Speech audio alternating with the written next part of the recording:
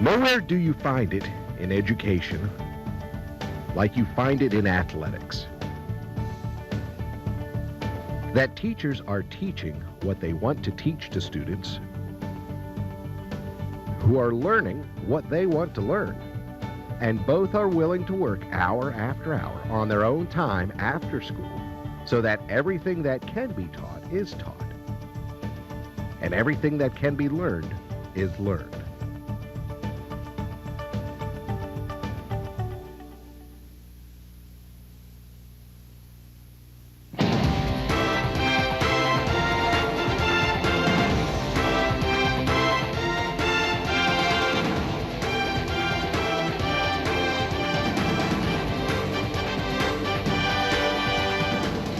One of the primary goals of a secondary education is to prepare young people to be good citizens and winners in life. Much of that preparation takes place in the classroom, but not all of it. Leadership, self-esteem, respect, and teamwork are most often taught outside the classroom through extracurricular athletic and academic activities, like those provided by the Virginia High School League.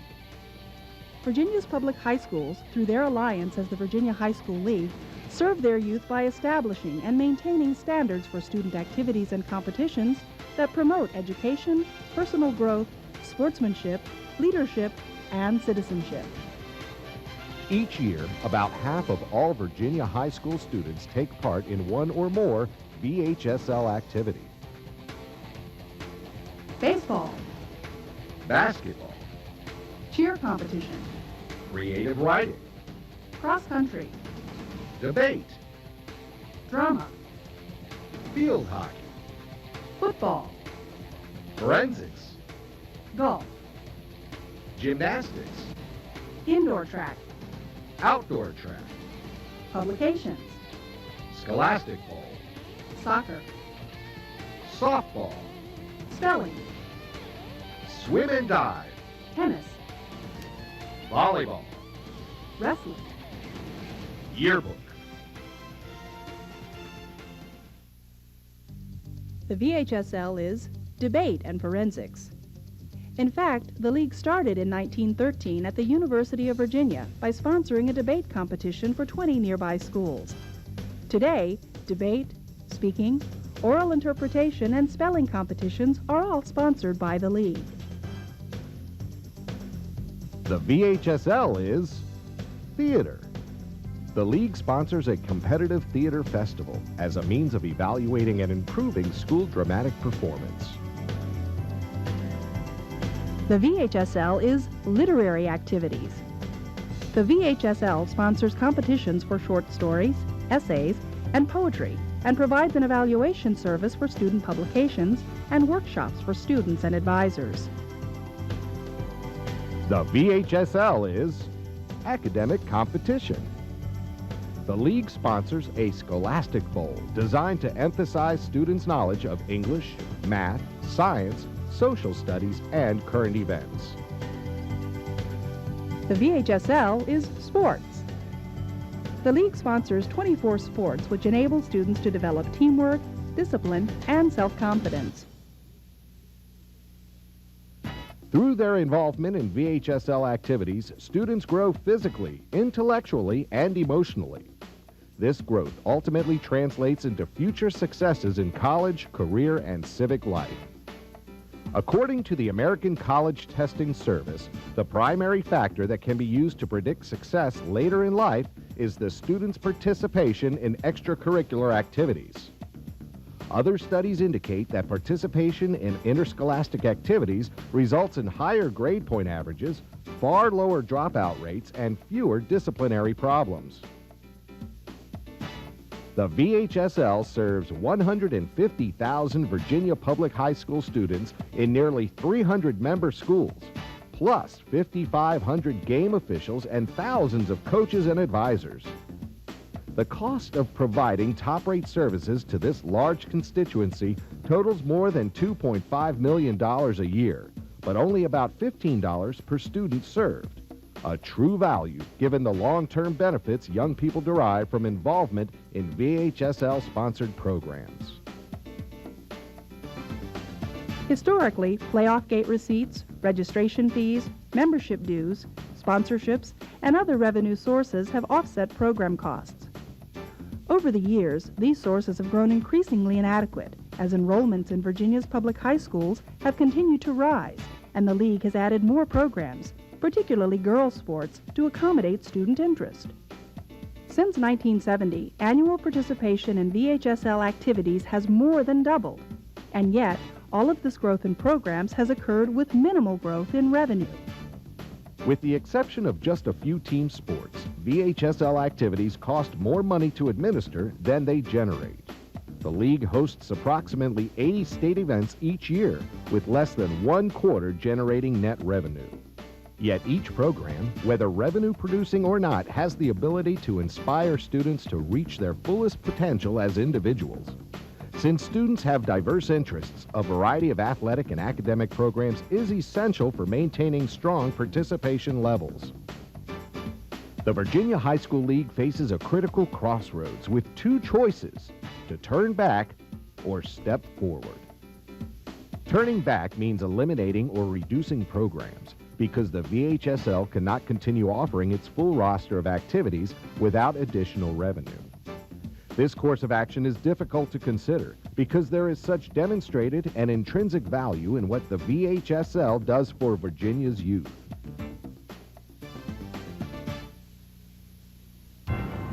Given the choice, the VHSL would like to step forward. Therefore, we're embarking on a campaign to generate private support. Phase 1 involves establishing an annual fund to strengthen our existing programs. Phase 2 involves the creation of a multi-million-dollar endowment fund to secure future league programs. Moving forward requires your help. Each contribution is significant.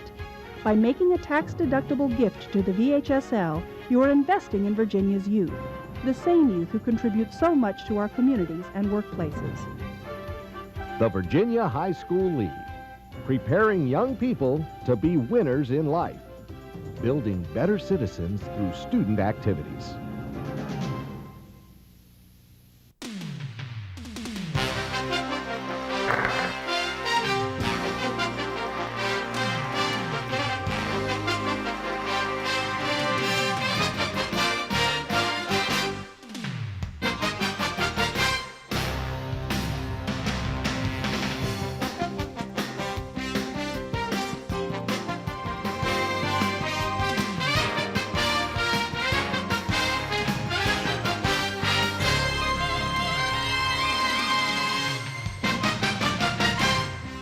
The South Lake Seahawks versus the Phoebus Phantoms.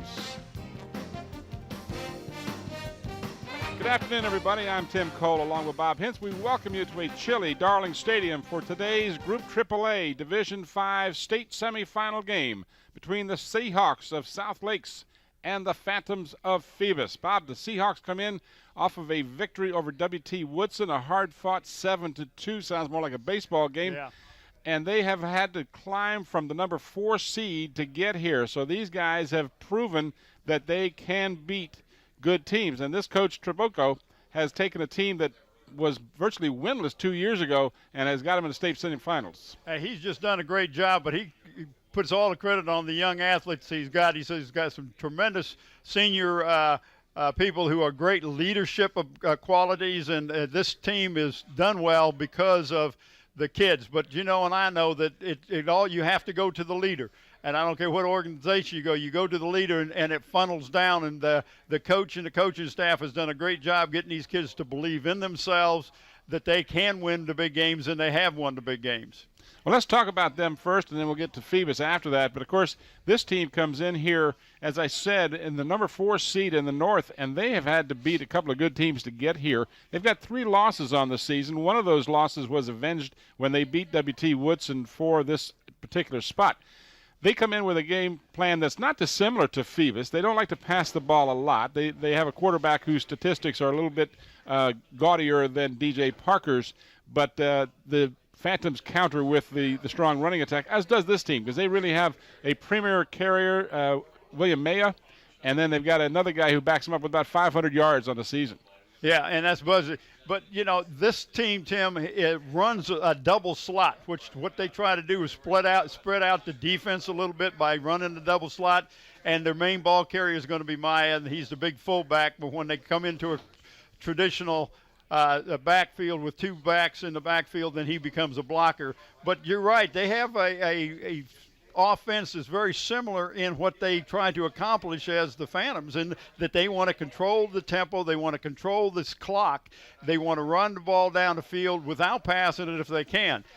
This young man can pass the ball. Sedone is a good passer. He's got some good statistics, but you don't know what the variables are. We're playing a game in the afternoon. We have a wind that's coming across the field. There's not a cloud in the sky, Tim. It's in the 40s. It's really great football weather. So, it's interesting to see how both of these teams are going to react. South Lakes got down here last night about 4:30, so they didn't get a whole lot of time to go through some things. They went out in the parking lot and ran through some plays, and just to kind of loosen them up a little bit after the ride down here. But it'll be interesting. It's going to be a good ball game.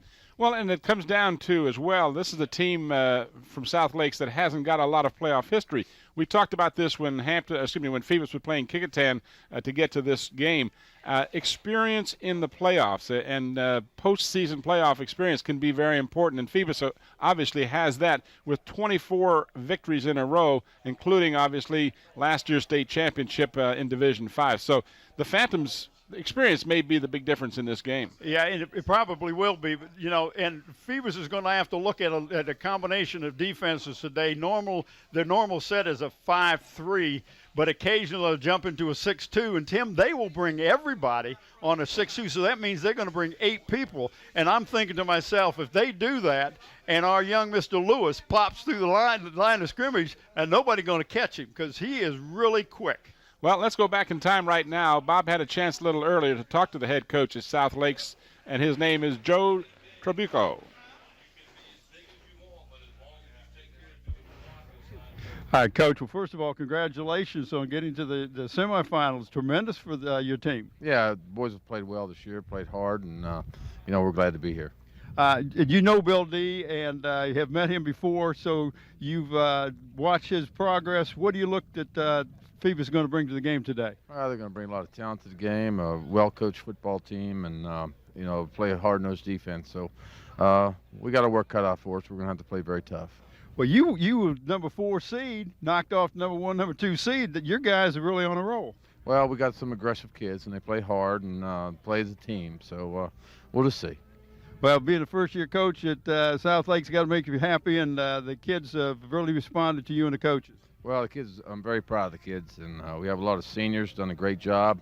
Coaching staff has done a great job with kids, so we're just excited about being here, and we'll see what happens. Good enough. Well, good luck, Coach. Hey, thank you. Okay, good enough. All right, we'll go back up to Tim. All right, thank you, and we appreciate the coach taking time to talk with us. Bob, you had just something you wanted to add before we talk a little more about Phoebus. Right, this team has got averages 247 offensive linemen, center to tackles. 247. They are a big team, very aggressive. So, that's another a likeness that they have with the Phantoms. Well, I will also say, in looking over the stats that I had to review as well, that in 7 of their games, of their 12 games, they held an opponent to 7 or fewer points. They only had 1 shutout, but they held a number of their opponents down. But see, they seem to be a little inconsistent because the other games they allowed 20, 30, and 40 points as a rule. So they either played very well on defense or not so good on defense. Right. And you don't know what the weather was like in those situations, and sometimes it's just to break the way the ball bounces, Tim. But when you come down here, you just throw it all out because when you're playing in the semifinals and you want to get to the finals, you're going to put everything on the line. And this is what I asked Bill D, is everybody healthy? And he thinks that DB is probably closer to 100% than he has been all year. Brown, maybe 80, 85%. But he's gone. There's no doubt about it. So these are the 2 young men that you worry about because they're the ones that were really hurt. And this week off really helped the Phantoms. Well, that's what I was going to mention. And, of course, time will only tell whether the week off was a good thing or a bad thing because, of course, you get momentum going and then you've got an extra week off. So I would say, in my opinion, this benefited Phoebus regardless of whatever loss of momentum they might have gotten because they were banged up pretty badly. On the other side of the coin, South Lakes, because of the sniper incidents in Northern Virginia earlier in the fall, had to make up some games, and they played last week when they beat W.T. Woodson 7-2 to get to this game. So they have not had a week off, so if they were suffering some injuries and some bruises, they didn't get an opportunity to rest up like Phoebus might have. You talked about Lewis. Now, I'll talk about Lewis, DJ Parker, and, of course, Maurice Boone and Philip Brown. Those are the names that come to the top of my mind as soon as we talk about Phoebus offense. And you have to, especially DJ Parker, Tim. Here's a young man who was not a quarterback. He was a receiver, stepped in that role because they needed him to do that, and has really has done, I think, just a tremendous job and has got the respect of the team and the confidence of the team that he can go in there and he can call the plays and he can execute the plays and he can pass the ball decent. Again, he's not the true quarterback type, but I tell you what, he's the kind of guy you want to have on your team when the chips are down. Well, he's only suffered 2 interceptions all year. So what he does is he doesn't go out there and lose a game for you. He does a good job of managing the offense. He doesn't do anything really flashy or spectacular per se. He'll come up with a nice play every now and then, but he runs the good team organization, and they don't make mistakes, and that's when Phoebus will win, is when they don't turn the ball over. Well, you know, and I know that turning over the ball will cost you some ball games, and I think that's going to be one of the keys today is who can hang on to the ball and who can keep the ball on the field with the other team's defense on the field, because a defense will get wore out sooner than an offense will. And if you can keep the other team's defense on the field a long time, that goes a long way for helping you to win a ball game. Well, we're going to come back in a moment, but right now we're going to go back one more time in time as Bob had a chance to talk to head coach Bill D. of the Phoebus Phantoms.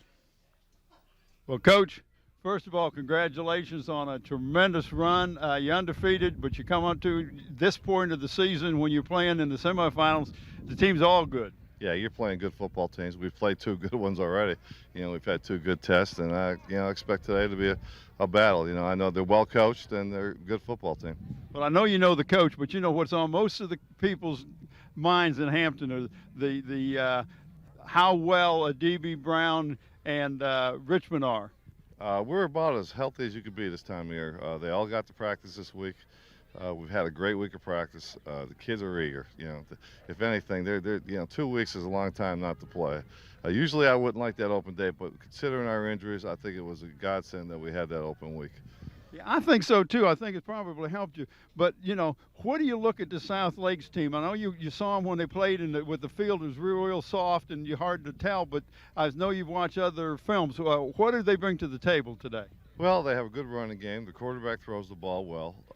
They play really good defense. I thought I was impressed with, especially their run defense.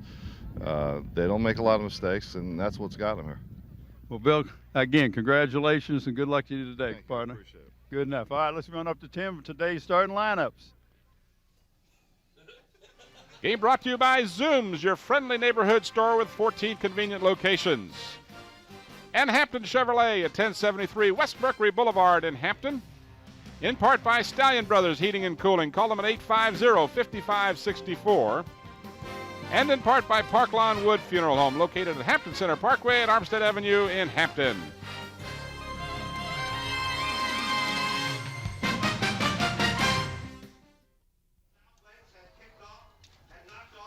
Back here at Darling Stadium, as you can see in your picture, the Phoebus Phantoms have come on the field, and we're still awaiting the Seahawks from South Lakes.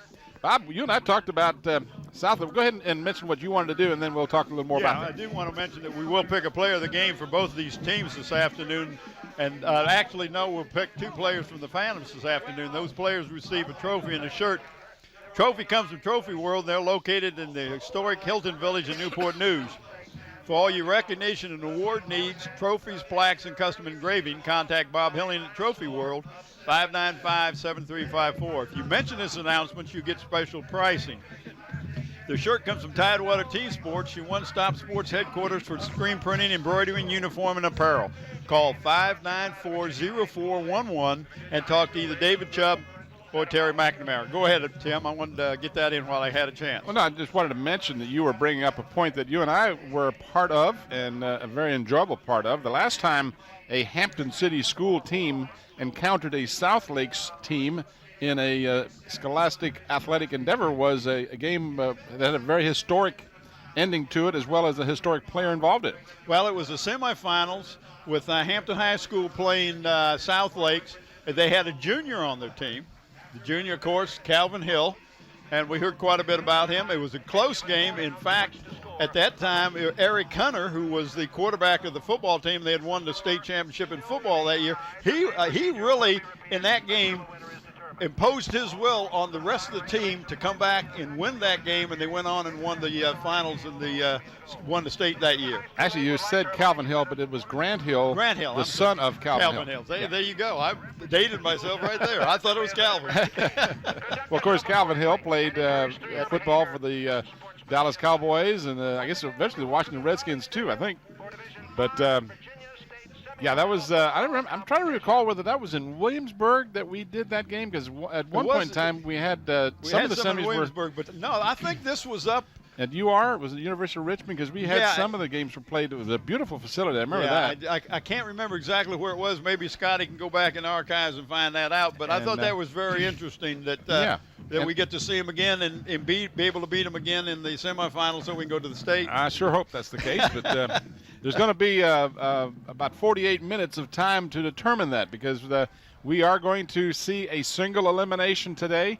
The winner of this contest will be the representative from this region in next week, either against Stafford and who was the other one? Hopewell. And either Stafford or Hopewell, whoever wins will be the home team next week. But that'll be at the University of Richmond Stadium at 4 o'clock. But again, well, and the first game's at 12:30, not at 1 o'clock. They're doing the first game at 12:30, but still we don't start until 4 o'clock, which means about an hour into the game it'll be dark and cold and windy and we'll be inside this year. Yeah. A lot of blue out there today, Tim. A lot of blue.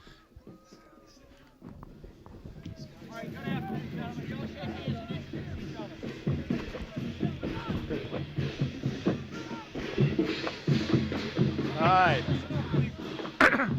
We're here. We've got a championship football team. All right. I believe Phoebus, you're the home team. You're going to be called blue. South Lake, you're the visiting team. You're going to be called white. Gentlemen, you are out here because you're captains.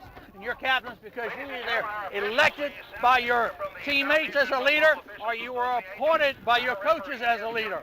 Either way, you are the leaders of your team, and we expect you to take charge. If I come up to you and say, Captain, number 5's trash talking, you take care of it. If I come up to you and say, Captain, number 2's trash talking, you take care of it, okay?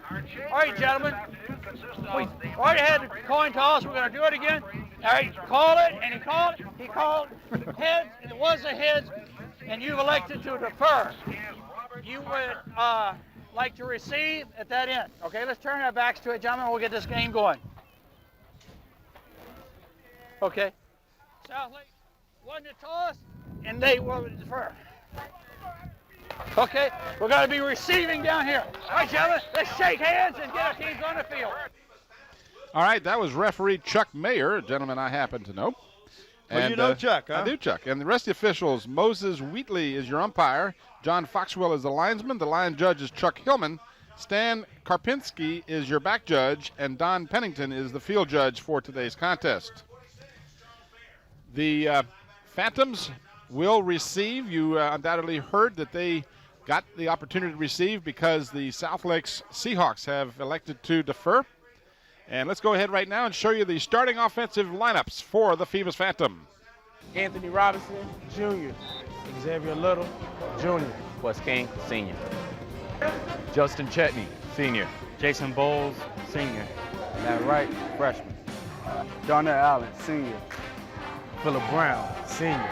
DJ Parker, Senior. Xavier Deeby, Senior. Eden Lewis, Sophomore.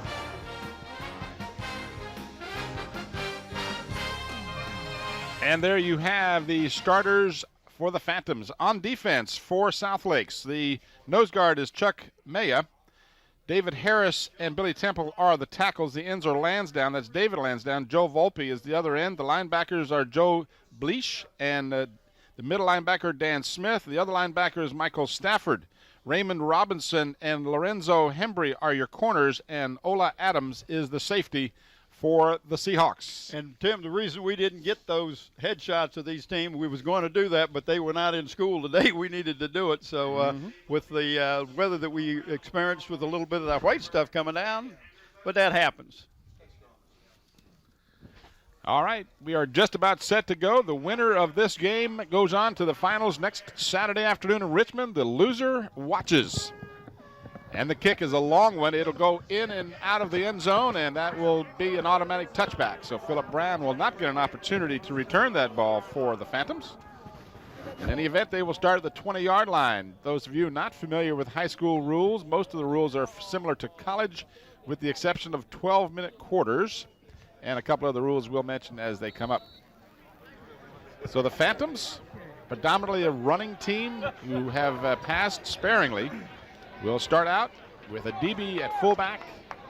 Elon Lewis is your tailback. DJ Parker over center gives to a DB. And a DB breaks through and almost broke a real long gainer as he is out to the 32, almost the 33-yard line. That'll be a gain of 13 on the initial play. My God. A DB almost broke that tackle. Is he fired up or what? He is tough. Watch this. The replay. Good tight shot of a DB, and he's got a man at his ankles, and otherwise he had some running room. First down on the first play. This is the fumble. Ball is down, and yet no signal. It appears the Phantoms got it back, and they did. So the fumble occurs but does not hurt the Phantoms other than the fact that they will end up with no gain on that play. They actually gained a yard, as it turns out. Mark it at the 34-yard line. Phoebus with the ball, first possession of the ball game.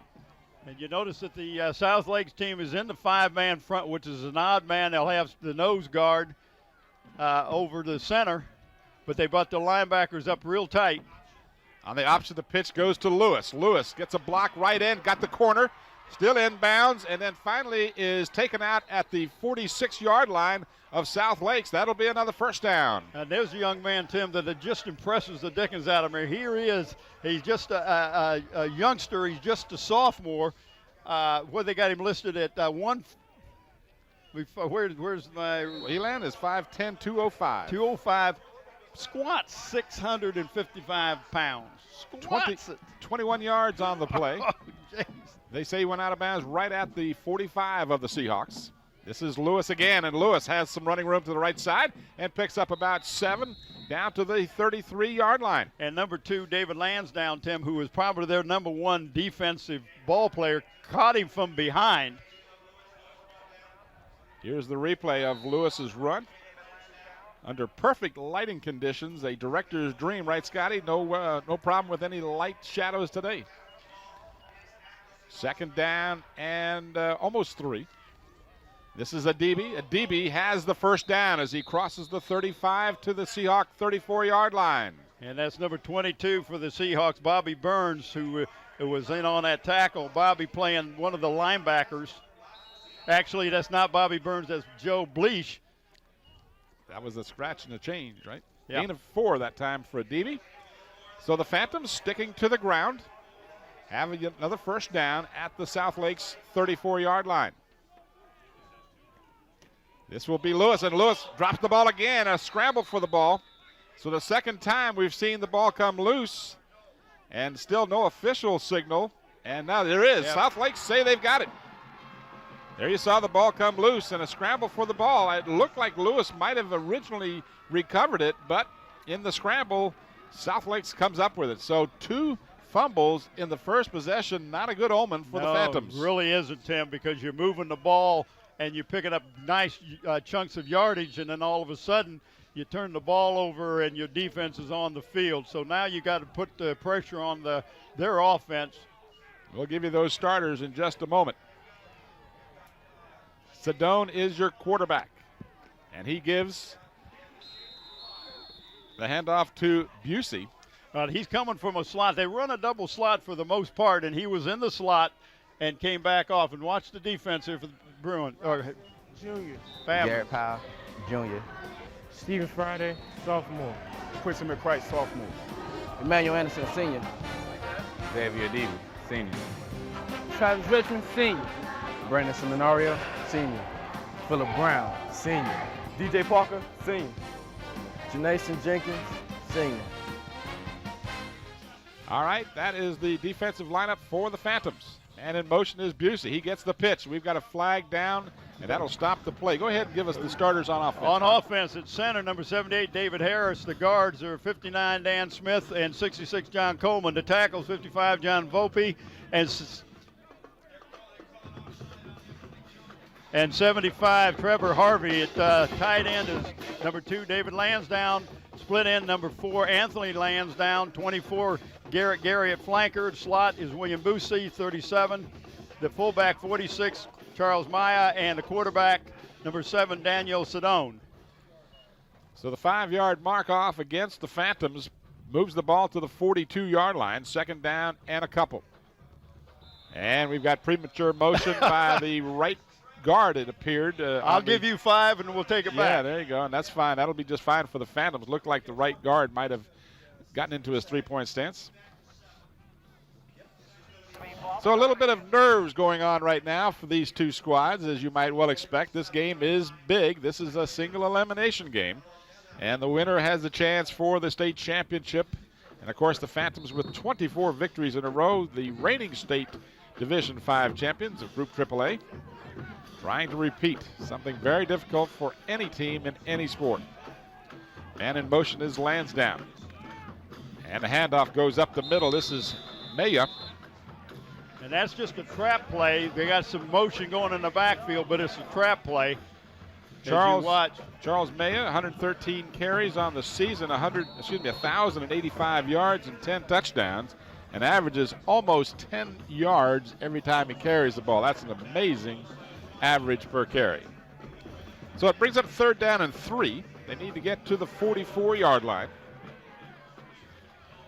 Phantom defense, which has been superb all year, ended up number 1 in the Peninsula District. Ball fumbled by Sedone, mixed up with the halfback, and that'll be a loss all the way back to the 35-yard line. Well, that's, again, jitters.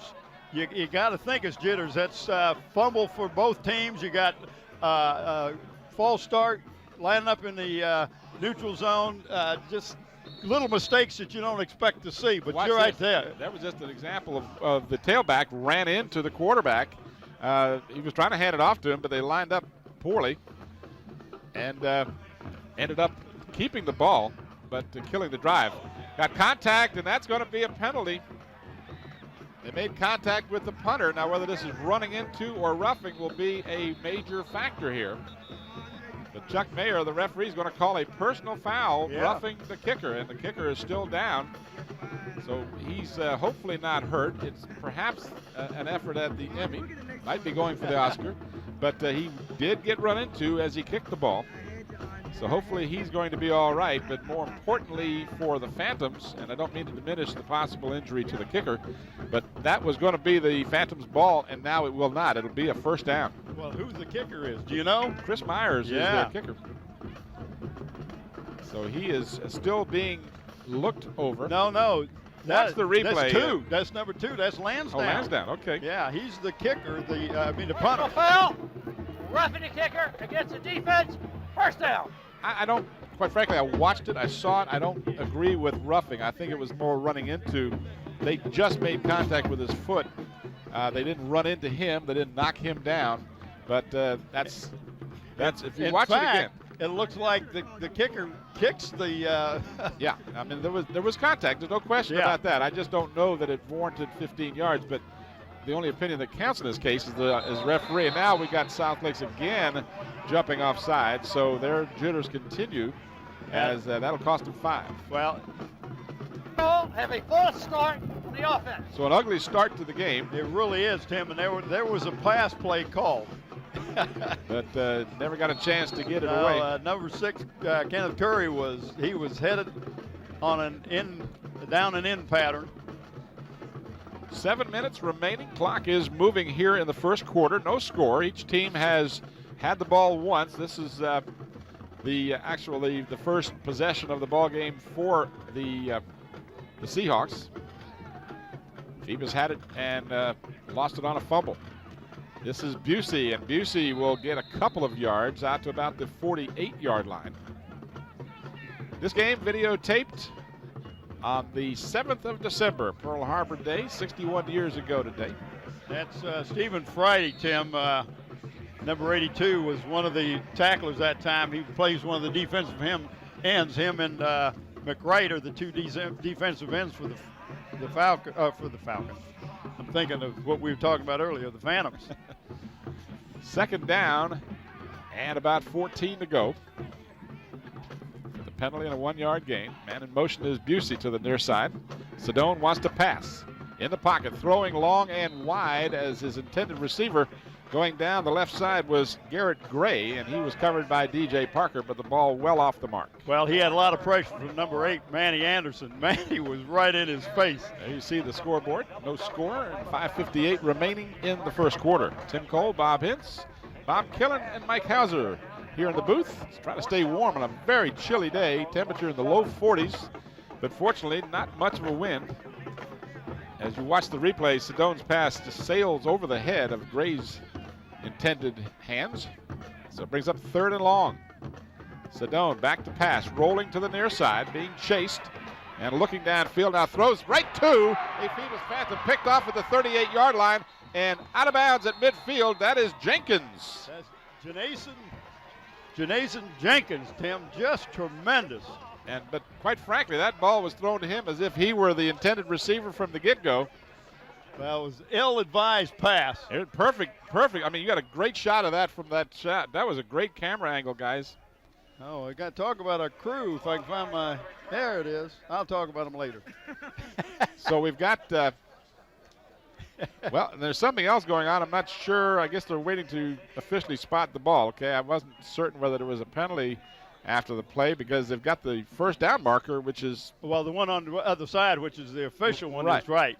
But this guy down here, I don't know what he's doing down there. He's in front of the Phoebus bench. Now he's going to get set. Okay, he was waiting for them to get everything in line. So turnovers for each squad, and this time this is Lewis carrying as he is down to the 45-yard line. And that's Lansdowne, number 2 again, who made that tackle, and he plays the nose guard, Tim, and watch him come and catches him from behind. Yes, he did. But not until Lewis picks up 5 yards.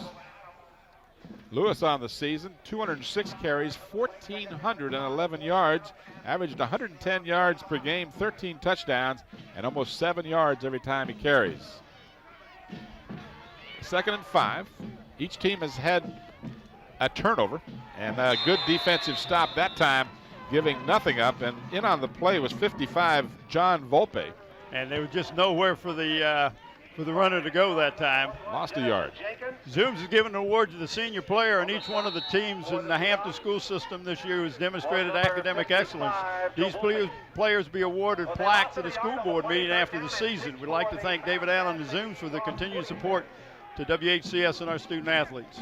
3rd and 6 on the option to Lewis. Lewis tries to get the corner. He is pushed out of bounds short of the first down.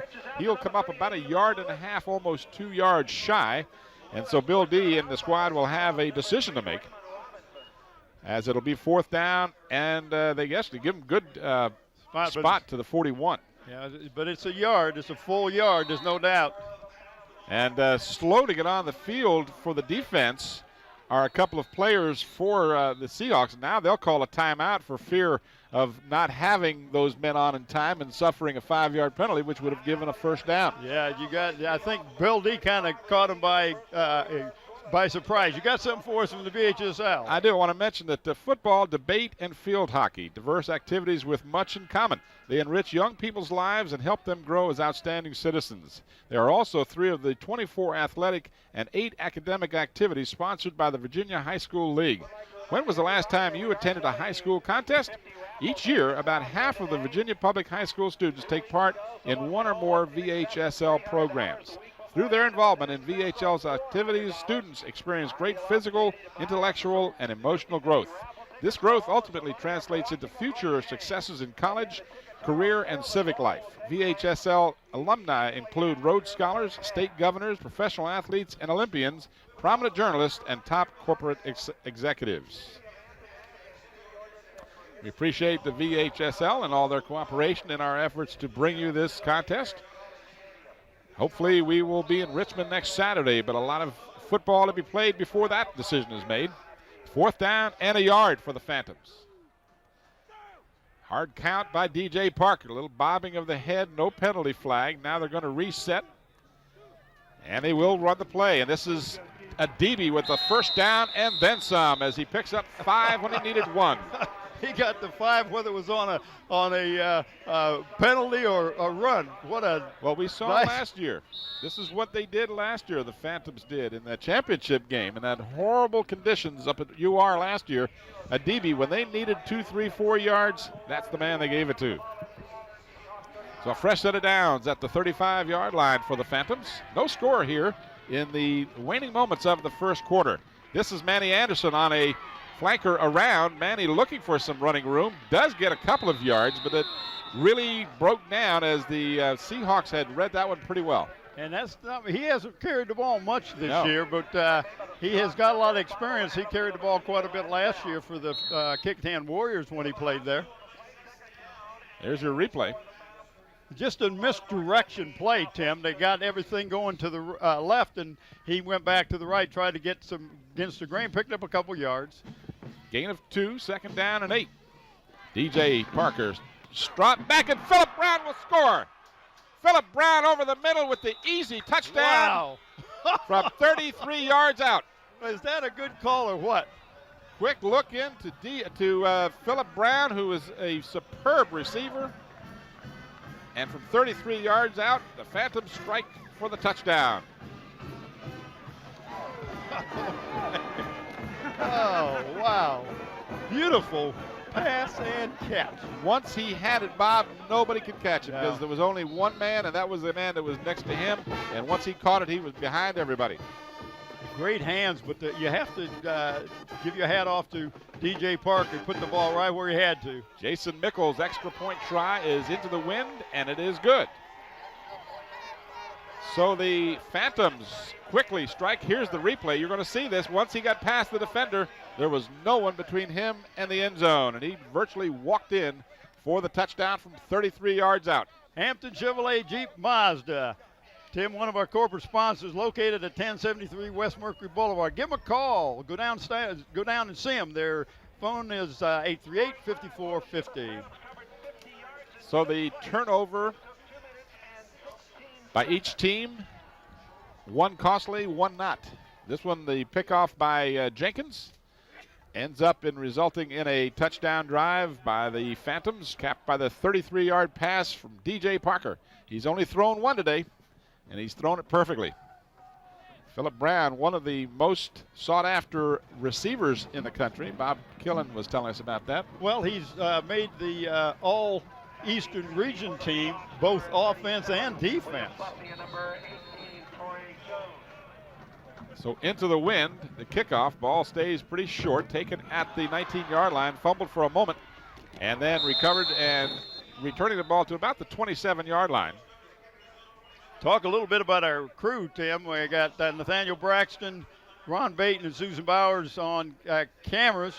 The grips are Beth Barker, Ricky Anderson. We got Ron Brown, John Moore, Don Chiraus, engineer, Rachel Barnes. Glad to have her. She does computer graphics. Also, John Terrell with audio. Andy Foley does computer graphics. Mike Nowinski, Scotty Bowers, Andre Mattingly does an instant replay, and Lakeisha Porter, Rachel Barnes had a birthday not too long ago. Everybody in the whole world knows about that. They don't, they should. That's right. This is Maya, and he is stacked up for a loss back to the 25-yard line, a loss of almost 3. Oh, but DB threw him down like a rag doll. Nothing will get the defense fired up quicker than an offensive touchdown. There you see the replay as the defense was there en masse, led by Adibi. Loss of what looks like, hey, as you see Phyllis Henry in the middle of your screen with no hat and the dark glasses. Knowing she's happy. That's the principal over at Phoebus High School. Up in the booth with us, we have what would you call him? I don't know. That's it, CEO of the Hampton School System. That would be good. Alan Davis is up here. Glad to have Alan up here. He came up because he knows that we do a good job and wanted to check us out, not because he wanted to be warned. No, that wasn't the reason he came up here. I see. Kenneth Curry, who carries the ball very infrequently for South Lakes, will probably get fewer calls after that play. Oh, man. As he lost additional yardage all the way back to the 18-yard line. So the Seahawks are flying in the wrong direction right now, as the defense for the Phantoms has them third and long, third and about 18, almost 19. And into the middle of the line is nothing, as Maya will be thrown for a loss. So 3 plays, consecutive losses, will put the Seahawks in punting formation. I tell you, Tim, that was a tremendous defensive show, and Maurice Brown, number 4, was in on that stop. Look at him. Boone. Maurice, I call him Brown. I mean Maurice Boone, yep, who is also a good running back in his own right. So now the Phantoms will have to be cautious. They don't want to end up with another roughing penalty. This is the same punter, Lansdowne, who seems to be none the worse for wear. And now a penalty flag is dropped before the punt. Maurice Boone made a move like he was going to go. Did not get into the neutral zone, but caused a False start against the offense.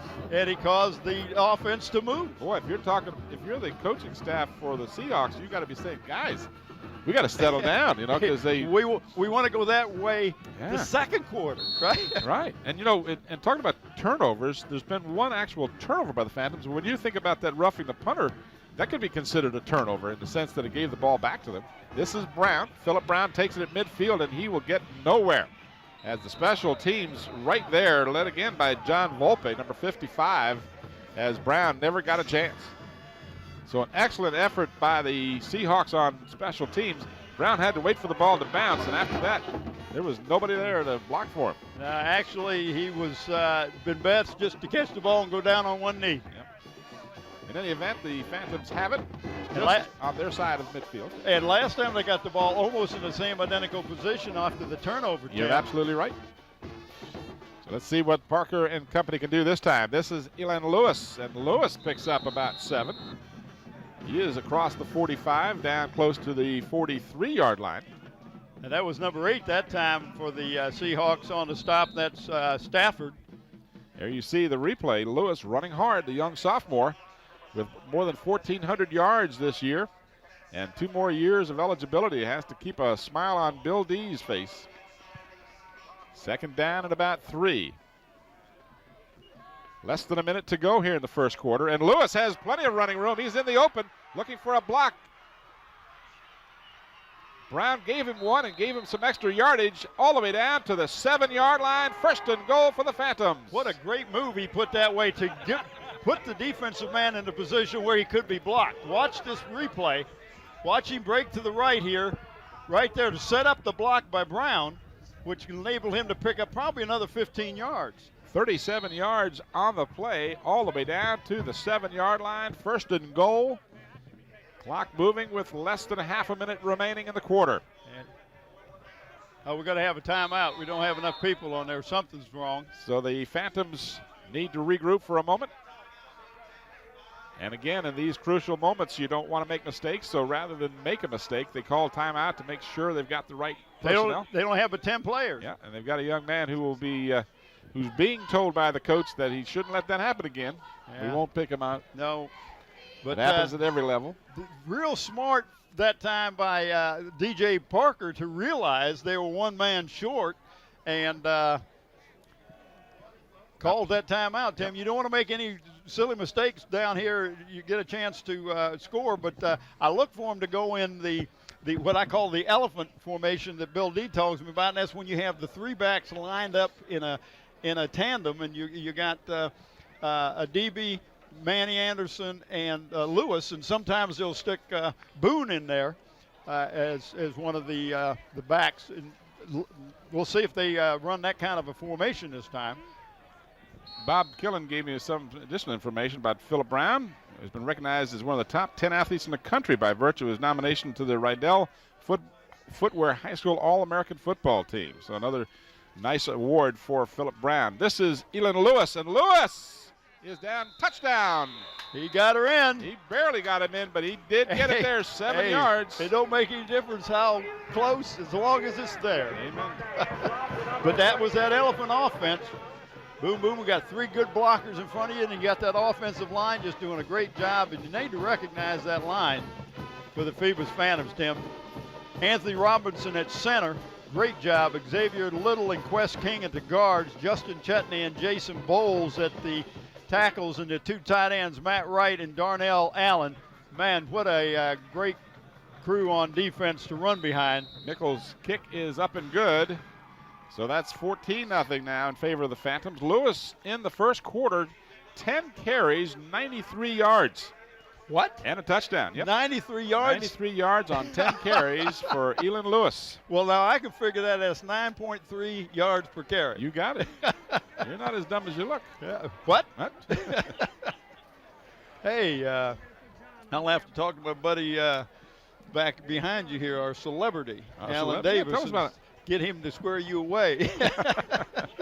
Does he have anything to do with the checks? Yes, he's got a lot to do. I thought I recognized his name.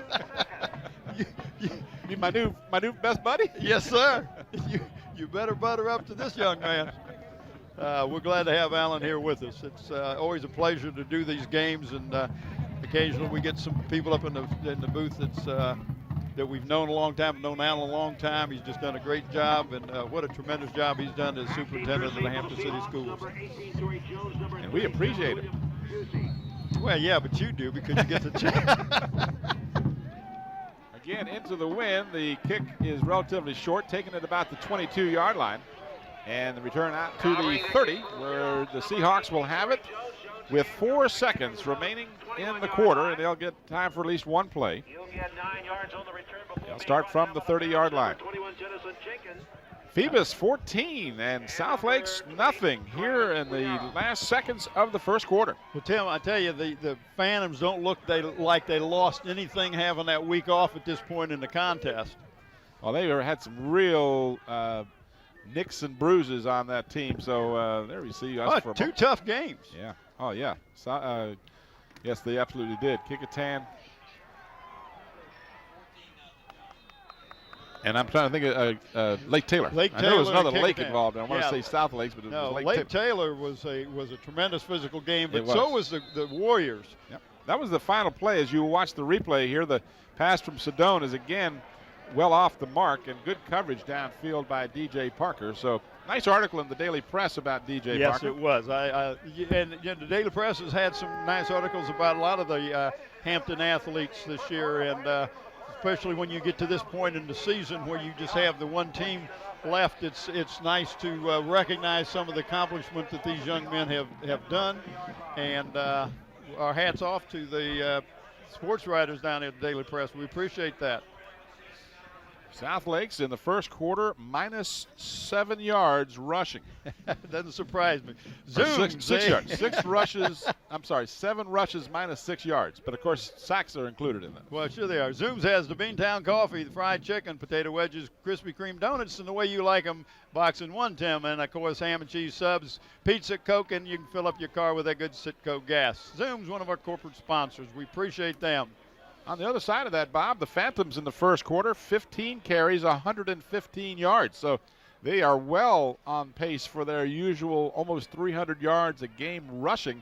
And, of course, a 33-yard pass play in there for the first touchdown as well. So the Phantoms have done a good job on offense and defense as well, needless to say. 2nd down and 10. Sedone's short drop wants to throw it up. They think they can run against this Phoebus pass, rather. And they haven't been close, and there is a penalty flag down. At least I was told there was. Yeah, there's a flag. Yep. So a mistake by the Phantoms. They roughed the passer, Sedone, after he let it go. Let's see if we can see what happened. Nope, can't see it from there, but we wanted to follow the ball, needless to say. But the official quick to call the roughing the passer call. So they'll move the ball out. That's really been the biggest offensive play the Seahawks been able to get, is the roughing the kicker, now roughing the passer. Roughing the passer. Gets a defense. Got a first down. At their own 45. Where you know that guy from, Tim? referee? He is a gentleman I've worked with at times with the Peninsula Housing and Building Association. Chuck Mayer from used to be with VEPCO. That's 2 first downs in the ball game for South Lakes, and both of them on penalties. The pitch, Busey gets the corner to the near side, still on his feet, goes out of bounds at about the first down marker at the 45-yard line. So depending exactly on the spot, it would be a first down. Well, that's the first time they've got outside, but they did a good job of sealing off right there. Yep, that's what they have to do, and they did catch the defense and was able to do exactly as you said. They sealed them off. They're going to bring the chains all the way across, but it would appear that it is a first down according to where I saw the original spot. I can't see the ball now. Well, while we're looking at that, we want to again thank Hampton Chevrolet for their being one of our corporate sponsors. Get your new and used cars down there. Pickups, 1073 West Mercury Boulevard, 838-5450. Looks like it's going to be a little short because when they brought the chains over, the chain had been right on the 45, but then when they stretched it out, it was a little past the 45 into about the 44 and 3/4 yard line, if you will. So we couldn't get your expertise that time, Couldn't could see we? the ball. Yeah, the chain's 10 yards and 4 inches long, apparently. We've seen that chain used before. Yes, we have. So, but nonetheless, a pickup of almost 10, so it'll be second down in inches. And you have to watch any team that's got second in inches because you've got that opportunity to waste it down if you want. Put a man in motion. And we'll give to Maya. They're not going to take any chances. The big guy will carry the ball for the first down to the Phoebus 41-yard line.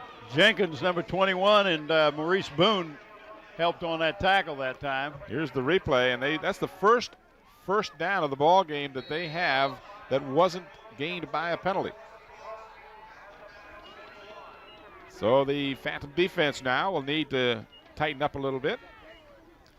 They've had 2 important mistakes that cost them dearly. Not on the scoreboard yet, but has cost them field position at least. Sedone gives to Maya, and he is racked up, but not until he gets to about the 36-yard line, a gain of about 4, almost 5. Jenkins, Manny Anderson, and who was that number? Was that number 22 in there? I don't know if the other one was, but I caught those 2 young men. That would have been Darren Andrews, it was 22. But you don't want your halfbacks making the tackles. You want your linemen and your linebackers. Second down and about 5 for the Seahawks. They trail 14-0 as we have 10:42 remaining in the first half. Tim Cole and Bob Hintz coming to you from Darling Stadium. Maya got away from one, but not another as Maurice Boone takes him down for a loss. Adibi made the initial contact, slowed Maya down, and then Maurice Boone came in and made the sure tackle. Well, they given him a great spot back up at the 40-yard line. Yeah, that's a very dangerous spot. That's about where his forward progress was. Good spot. Nonetheless, a loss back to the original line of scrimmage, so it's 3rd down and 10 at the 40. The defensively that time, I don't know if you could caught it, but the Phantoms jumped into on just like a 3-man front with about 4 linebackers, 5 linebackers back there. See, here they do it again. 3 down linemen. Sedone back to pass, has some protection, throws over the middle, ball batted away, and Jenkins was there to knock it loose, and Boone almost was able to get it. Jenkins doing a great job on defense, picked off the one pass, but he was right there making the defensive play. Ball tipped in the air. Manny Anderson almost got a hand on it. But it brings up 4th down, so once again the kicking team will come on, and David Lansdowne will be in deep punt formation. Well, he'll be kicking into the wind this time, yep, Tim. They have got a breeze, not a significant breeze, but it's a breeze nonetheless. And the fans out on the Phoebus side of the field are in the shade for this game. They probably wish there wasn't any breeze at all. A one hopper to Lansdowne. He does a good job of fielding it, and the Seahawks will get an excellent roll out of the ball as it'll be touched down at the 10-yard line. So an excellent opportunity for the Seahawks on a 40-yard punt, 30-yard punt. 30-yard punt. But more importantly, that's right, the line of scrimmage was a 40. He did a good job, though. Lansdowne had to take that bad snap on one hop, and fortunately for the Seahawks, the Phantoms did not have the rush on, or they would have been in some serious problems. Yes. So sometimes the way you plan these things out works to your benefit just by the luck. So Manny Anderson lines up in the backfield. That's that elephant backfield lineup that you're talking about. And this is Lewis, and Lewis still on his feet, waiting for the whistle to blow. Hadn't heard it, so he didn't stop. Why stop if That's they right. don't blow the whistle, right? So he gained out to the 16-yard line, so a gain of about 6 yards on the play, almost 7. Marked the ball at the 16, a little ways across the 16. Now watch, Lewis is stood up here, and then he kept going because the whistle hadn't blown. Yeah, and it's like that one tackler was saying, oh, I guess I better tackle him. Second down is short. Lewis has some running room. He's got the corner. He's got some company with him. He won't go all the way, but he'll have a big gainer all the way down to the 33-yard line. No penalty flags down. So the run will stay, and that will put Mr. Lewis well into the 100-plus yardage. I tell you, that was a great blocking on that, Tim. If you watch it on replay, Look at the blocking right there, and everybody is sealed off. And the only reason they caught him is because they had the angle on him. 50 yards to the 33-yard line. So Mr. Lewis having a huge first half here.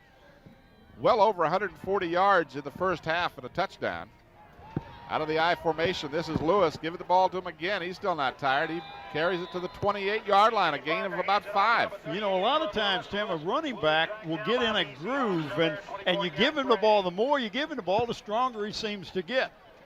But You talked about his strength. He's a real physical specimen.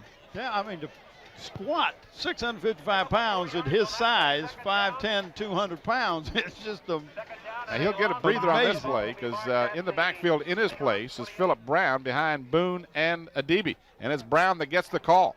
And Philip Brown will have a first down at the 20-yard line. just put his head down, Tim, and went. What a tremendous amount of athletes that are so flexible that they can play many positions for the Phantoms, Tim. They just Brown is a tremendous receiver, but he can run the ball from the tailback position. Lewis runs the tailback position, but he can move into the fullback position. And then you got a DB who is just tremendous on defense and give him the ball on offense and he'll run over you. I formation again. And this is Boone. And Boone will take it to about the 18-yard line. So they're moving Boone, Lewis, and Brown into that tailback position. Well, they got Manny Anderson who's back in the backfield that time with him. So now Lewis will check back in along with Brown. So if you're South Lakes, you're looking and saying, well, who are they throwing at me next? Because they really can't settle on who to concentrate on. And that's the beauty of the diversity that Phoebus has. And now they split them out. Yep. On the option, the pitch to Lewis. And Lewis with a block by Adibi is still on his feet. He's still down. He's going to score a touchdown. Tim, he ran through at least 4 tacklers that had him. Lewis, 19 yards for the touchdown. Watch this play right here, Tim. Nice pitch. Watch this. 1, 2, 3. Just some real terrible tackling. I got to tell you, Bob, that was some real bad tackling by South Lakes, and it cost them dearly, 19 yards. Hey, that's a 90-yard drive that time. They started at the 10-yard line. 14 carries, 193 yards so far for Mr. Lewis in the first half. 173, excuse me. The kick is up by Jason Mickle, and it is good. It's 173 yards on 14 carries for Elon Lewis. And we have a 21-0 Phoebus lead as you see Lewis with his helmet off. Good look at the young man, sophomore. And here's the replay of that last touchdown. Stop there, no he's not. Stop there, no he's not. He says, I'll just keep running because I haven't heard a whistle blow. Well, it's him, again, the leg strength that he's got will make the tacklers miss. And you can't grab him at the, around the waist and pull him down. He's just going to run right out of your unless you make good, solid contact with you, you're going to run right out of your arms, and he showed that. There you see the score. Phoebus on a 33-yard touchdown pass to Philip Brown from DJ Parker, and 2 beautiful runs, one of 7 yards and one of 19 yards for Elon Lewis, adding to his already gaudy statistics for the season, over 1,400 yards coming into the game, and he's approaching the 200-yard mark, and we've still got 7 minutes to go in the first half. Schwartz will kick it off. Relatively short kick taken at the 21-yard line by Maya, and he'll be driven out of bounds, and then a little extra hit will cost 15. That's just not smart football. And is clearly out of bounds. You do not hit him. Bill D right now is telling the young man who did what he did what his error was, way of his errors. Watch the replay here. This is Maya. And that's 45 yards on 3 penalties against the Phantom, just on those 3. Yeah. Those are the kinds of things that you can do in a game when you're leading 21-0 that may not come back to bite you. But in the championship game, you can't do that against a team of similar or equal caliber, because those would be the differences. Personal foul, late hit, out of bounds. It'll be first down. It's just one of those silly things, you know, and there was no reason for it, and it was clearly the correct call. Oh, there's no doubt about it. He was well out of bounds on that final hit. So the Seahawks with Maya carrying the ball, and he is stopped after a gain of 2. You see Jenkins drive after. I mean, he was helped, but I mean, there was nowhere Maya was going after he was hit by Jenkins. Here's the replay. Watch the contact Boom. by Jenkins. After they had stopped him, Jenkins said, well, now that I've stopped you, I'm going to push you backwards. Got to like that young man. Playing a tremendous game on defense today. Pickup of 2 by Maya. Clock moving with 6:35 remaining in the first half. 21 for Phoebus and nothing for South Lakes. Busey in motion, the handoff to Maya, and Maya will get out to about the 49-yard line. That's just a quick trap. They put the man in motion to try to get the linebackers to move to the left, and then they trap the tackle. Right there you see 59 pulled to make the trap play, or the trap block. They give him 2 forward progress to the 49-yard line. It brings up 3rd down and almost 4. Seahawks have benefited by 3 15-yard penalties that have been called against the Phantoms. Other than that, they've been able to really get no kind of offense going. The pitch to Busey, and he is in no old man's land, but he does a good job of finding some running room, and apparently has enough for a first down. I think he does, Tim, but I tell you, the quarterback got creamed right here. Boom. Looked like they had him, but Busey showed why he has been very successful running the ball this year. On the season, 115 carries, 547 yards, so he gets just enough for the first down. Looked for a moment like they had him stopped, but the Seahawks do move the chains. Well, if he'd have stayed outside, he would have gotten no yardage. He wouldn't have picked up the first down, but the nice cut back inside allowed him to pick up about 4 yards. Ball is at the Phoebus 46, first down. The pitch to Busey, who is in motion.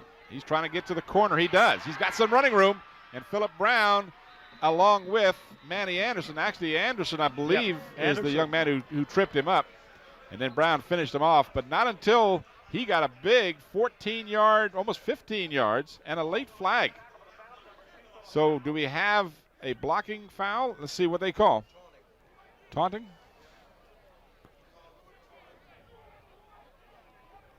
Unsportsmanlike call against South Lakes. There you saw the end, and then you're going to see, good call. You can see Busey standing over Brown, and then he turns. Excellent call. You can see him having something to say to him, and that's something the VHSL will not tolerate. No, they won't. You're and absolutely as soon as correct. they start that, they were going to throw a flag. So a costly penalty here against South Lakes. Now, there's a dead ball foul, so it's a first down from that point. They go back 15, so it'll be a 1st and 25. They call it different ways, different times. So, Bob, I'm going to let him decide that. I think it will be 1st and 10. what they'll do is they'll give them the 15-yard gain, but in essence it's a wash. You get the 15 and you lose the 15, and it remains first down. Of a dead ball, unsportsmanlike, against a offense. So it's right back first down. So it's as if the play never ran because it was a 15-yard gain. The only thing different is the ball is on that hash mark instead of this hash mark. That's the difference. That's the difference. So a costly penalty after a big first down in Phoebus territory. Now the Seahawks will keep it on the ground, and they'll pick up about 3, almost 4. I tell you, you look at the. Here's the replay. Just a quick hitter. Now this defense for the Phantoms, Tim, you got to love the defense. They have just done a tremendous job all year. #1 defense in the Peninsula District. You see the scoreboard, the time remaining, clock moving with 4:23 and moving. Phoebus 21, South Lakes nothing. Trying to get the right to defend their state championship next Saturday afternoon. Sedone throws, got a man open. This is Busey, and Busey will get to about the 39-yard line. And a late flag, that'll be a bad block against South Lakes. There was no doubt about it. He was hit in the back, and the trailing official caught it. Yep. So they're going to get a nice gain, but it'll be wiped out by the bad block. Personal foul. Unnecessary roughness or whatever you want to call it, but it was definitely. You might be able to see this. See at if we the can end pick of it the up. play. Yeah, see if we can see it at the very end. You're going to see. It's at the top of the screen.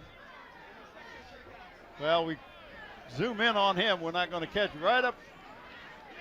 No. We might get it in the picture, but in any event, take our word for it, it happened. The play is a personal foul against the Seahawks. So talk about this defense, Tim. The tackles of Anthony Robinson and Garrett Powell, the ends, Stephen Friday and Quincy McWright, the inside backers, Manny Anderson, Xavier Debe, the outside backers, Richmond and Seminaro, corners of Brown and Parker, and Jenkins doing a great job at the safety position. Maya stopped for no gain. And who but Mr. Adibi? Actually a 2-yard loss, and that'll bring up 4th down, and it'll bring on the kicking team. Watch the replay. Maya just stopped as soon as he got the ball and actually lost 2 yards on the play. So the clock moving with 3:44 and an opportunity for the Phantoms to touch the ball again on offense. Philip Brown will be back, number 2, and his counterpart, number 2, David Lansdowne, will be punting. Had a short hop the last time. Let's see if Phoebus, another double dribble this time, and it's blocked. Quincy McWright. McWright blocks it and covers it. It'll be Phoebus ball at the 28-yard line. Oh, what a great job by Quincy. 2 times in a row, the long snapper with a bad snap. It didn't cost him last time because Phoebus wasn't rushing.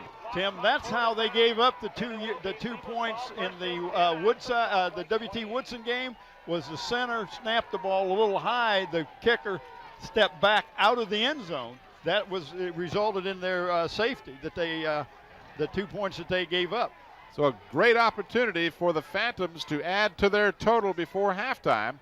They've got a first down at the Seahawk 28-yard line. Who do you give it to? That's right, Elin Lewis. And Lewis will pick up yardage down to about the 23. So he gains about 5. DJ Parker hands it off to number 38, Elin Lewis. Lewis run down by the Seahawks. Number 2, David Plenty of time remaining. Each team has 2 timeouts left here in the half. Second down to the long 5. You're watching the Group AAA Division 5 state semifinals. Phoebus 13-0, South Lakes 9-3. Phoebus with the upper hand, 21-0. Fake to Lewis. DJ Parker over the middle for a DB. Incomplete, nice. Almost intercepted. Number 3 for the South Lake team, Raymond Robinson. Great job that time. The ball was thrown short for Philip Brown and long for Xavier Debe and almost picked off by South Lakes, but it falls harmlessly incomplete. So it'll bring up a 3rd down. Stops the clock with 2:45 remaining. 3rd down and about 6. Not a bad call. You're No, running the ball, you're running the ball, you're running the ball, you're getting all the defense up real tight. And if you throw it a little longer, Philip Brown is in the end zone with the ball. But it's going to open the offense up a little bit. Here goes Parker. Parker on a keeper. And Parker is tripped up, and it looks like he'll be close to the first down, but depending on the spot,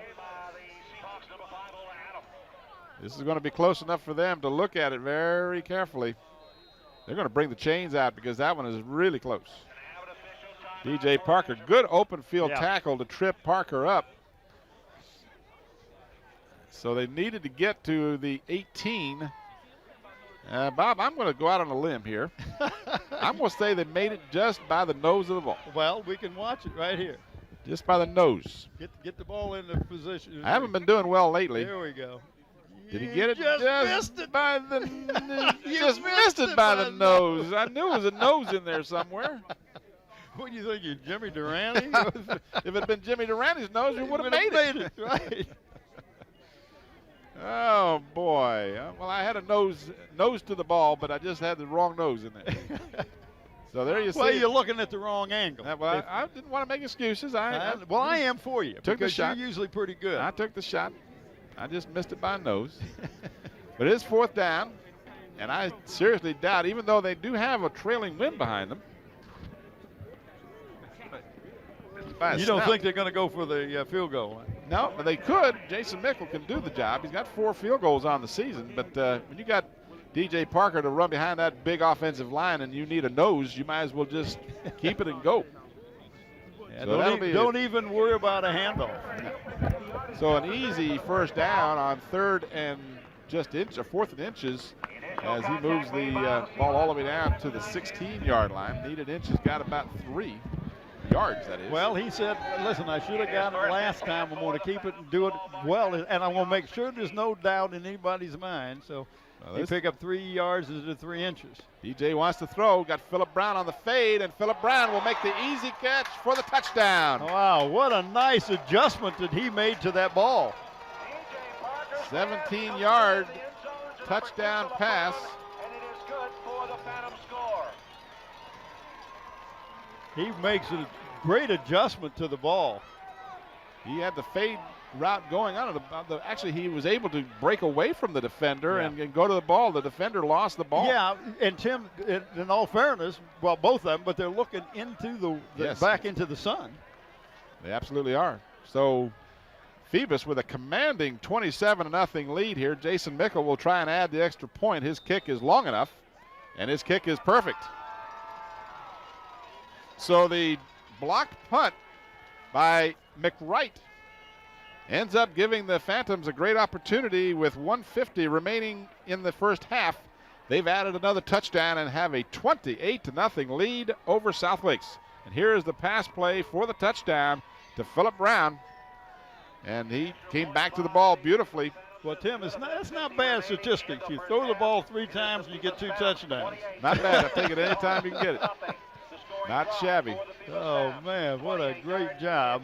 Now, the whole team is just playing extremely well right now, and I have to think that week off was just a great help to them to get healthy after. Well, they help them get healthy, and then, but the game plan that the coaching staff came up with has just been unbelievable. They have found that, if we run the ball and we're successful, then that's going to open up the pass, and they've only had to pass it 3 times and got 2 touchdowns off of it. That's pretty good. Not too bad. So with the wind, a little deeper kick this time, taken at the 11-yard line. This is Busey, and he is still going, and he is chopped down as he gets to the 35-yard line. And Jenkins is the last one on just took his legs right out from under him. So they'll mark his progress almost to the 37. Nice run back. It was an excellent run back, and he almost broke that one, but you saw Jenkins come in. Yeah, he came shooting through there. So they'll mark it at the 37-yard line. It'll be first down for the Seahawks with 1:43 remaining. They have 2 timeouts remaining, as do the Phantoms. Well, what they would like to do, if nothing else, is to run out this clock and not let the Phantoms get another opportunity to do anything in this first half. If you're South Lakes, you want to end this game, or this half rather, on a positive note. They do complete the pass to Lansdowne. And Lansdowne drags the tackler, but not until he gets a first down at the Phoebus 47-yard line. So David Lansdowne, Out of the backfield, big 6'3", 215-pounder makes the grab from Sedone. And I believe that's the first completed pass. Might be the second one. Second completed pass by Sedone. Well, Lansdowne sometimes plays that tight end. And they got him where they've got him lined up now. They got him in a slot in this lineup. Yeah, he's in the slot. And they give it to Maya. And Maya's got some running room. So the Seahawks showing some life here. Still, though, they trail by 28-0. Picks up almost 9 yards on the play. Watch the replay here. You'll see Maya, just a quick hit or some good blocking on the right side. Well, Tim, I thought they might stop the clock, but they didn't pick up the first down. Nope, they were a yard shy of the first down, so exactly right. The clock continues to move. We're at 1:07. And for some reason, South Lakes is lining up for their huddle about 20 yards from the line of scrimmage. Takes them a few extra seconds to get up to the line. This is Maya, and he will be pushed backwards. Manny Anderson had him, and Jenkins finished him off. But he picked up the first down, which will stop the clock. Right. And that's exactly what the coach and staff wanted to do over there on the Well, they still have 2 side. timeouts, but now the clock is restarted. Now they'll stop it again. They'll start it and stop it, start it and stop it. Now they restarted. So we're at 37 seconds. Yeah, until they tell the clock man to stop it, he's going to keep it running. In fact, the official came up and was rather emphatic about who will determine when the clock runs and who doesn't. That's right. Referee and the side judge, I believe it is. So South Lakes almost appears to be complacent to finish this half out. And what may happen, may happen. They're in no great hurry. Sedone hit just as he releases the ball, and it's over the head of his intended receiver, Lansdowne. Check that, not Lansdowne, but rather 24, Gray.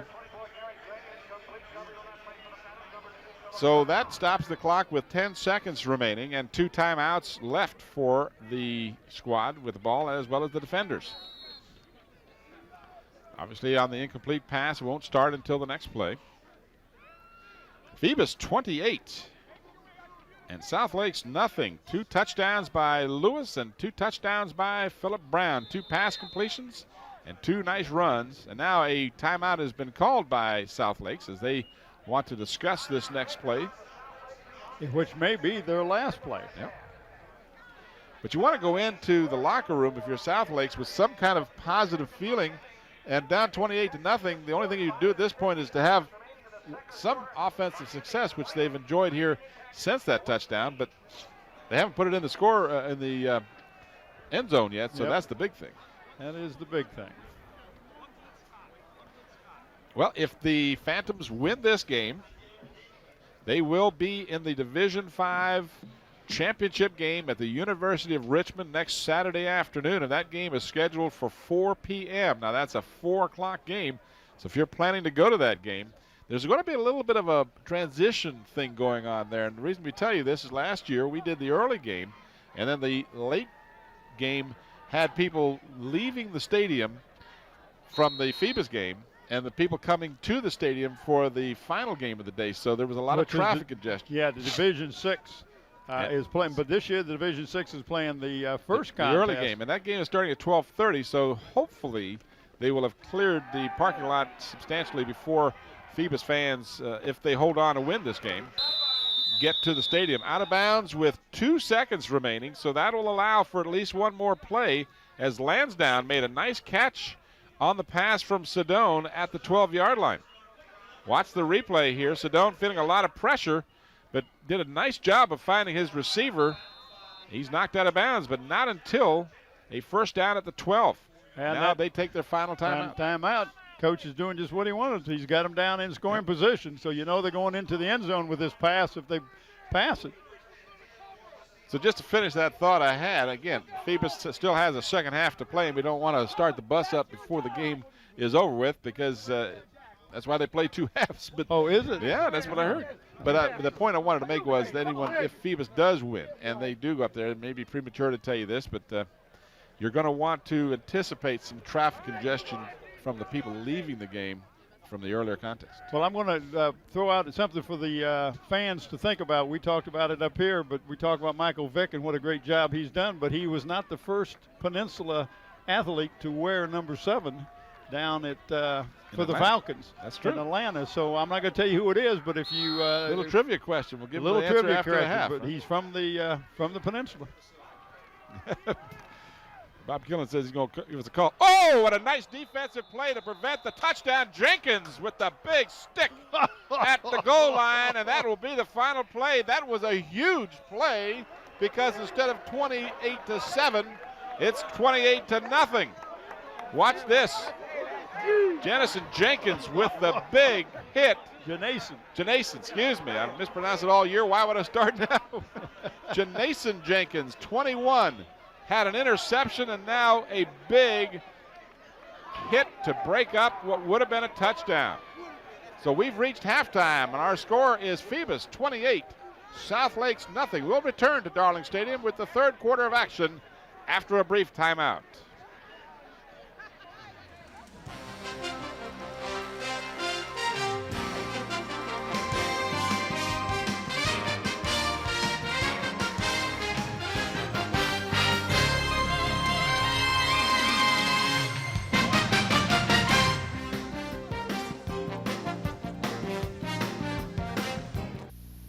Nowhere do you find it in education like you find it in athletics.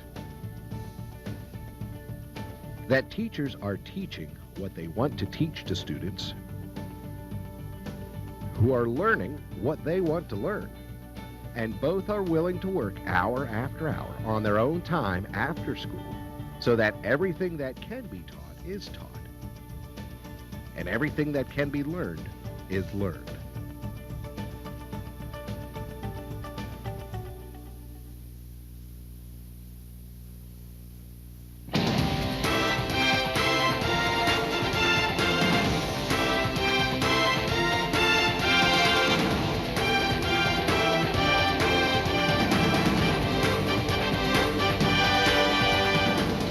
One of the primary goals of a secondary education is to prepare young people to be good citizens and winners in life. Much of that preparation takes place in the classroom, but not all of it.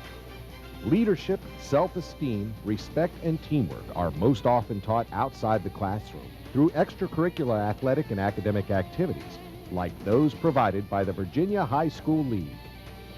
Virginia's public high schools, through their alliance as the Virginia High School League, serve their youth by establishing and maintaining standards for student activities and competitions that promote education, personal growth, sportsmanship, leadership, and citizenship. Each year, about half of all Virginia high school students take part in one or more VHSL activity. Baseball, Basketball, cheer competition, creative writing, cross country, debate, drama, field hockey, football, forensics, golf, gymnastics, indoor track, outdoor track, publications, scholastic ball, soccer, softball, spelling, swim and dive, tennis, volleyball, wrestling. yearbook. The VHSL is debate and forensics. In fact, the league started in 1913 at the University of Virginia by sponsoring a debate competition for 20 nearby schools. Today, debate, speaking, oral interpretation, and spelling competitions are all sponsored by the league. The VHSL is theater. The league sponsors a competitive theater festival as a means of evaluating and improving school dramatic performance. The VHSL is literary activities. The VHSL sponsors competitions for short stories, essays, and poetry, and provides an evaluation service for student publications and workshops for students and advisors. The VHSL is academic competition. The league sponsors a Scholastic Bowl designed to emphasize students' knowledge of English, math, science, social studies, and current events. The VHSL is sports. The league sponsors 24 sports which enable students to develop teamwork, discipline, and self-confidence. Through their involvement in VHSL activities, students grow physically, intellectually, and emotionally. This growth ultimately translates into future successes in college, career, and civic life.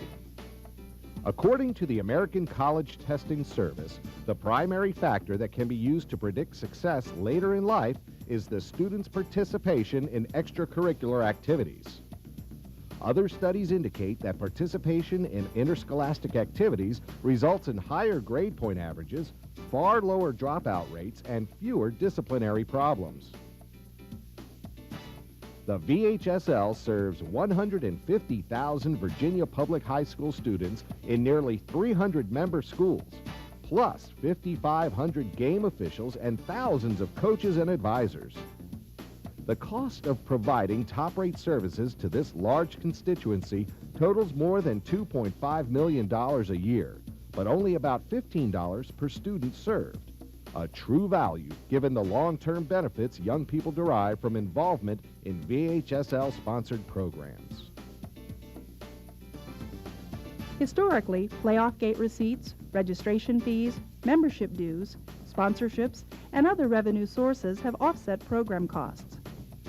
Over the years, these sources have grown increasingly inadequate as enrollments in Virginia's public high schools have continued to rise, and the league has added more programs, particularly girls' sports, to accommodate student interest. Since 1970, annual participation in VHSL activities has more than doubled, and yet all of this growth in programs has occurred with minimal growth in revenue. With the exception of just a few team sports, VHSL activities cost more money to administer than they generate. The league hosts approximately 80 state events each year, with less than 1/4 generating net revenue. Yet each program, whether revenue-producing or not, has the ability to inspire students to reach their fullest potential as individuals. Since students have diverse interests, a variety of athletic and academic programs is essential for maintaining strong participation levels. The Virginia High School League faces a critical crossroads with two choices: to turn back or step forward. Turning back means eliminating or reducing programs, because the VHSL cannot continue offering its full roster of activities without additional revenue. This course of action is difficult to consider because there is such demonstrated and intrinsic value in what the VHSL does for Virginia's youth.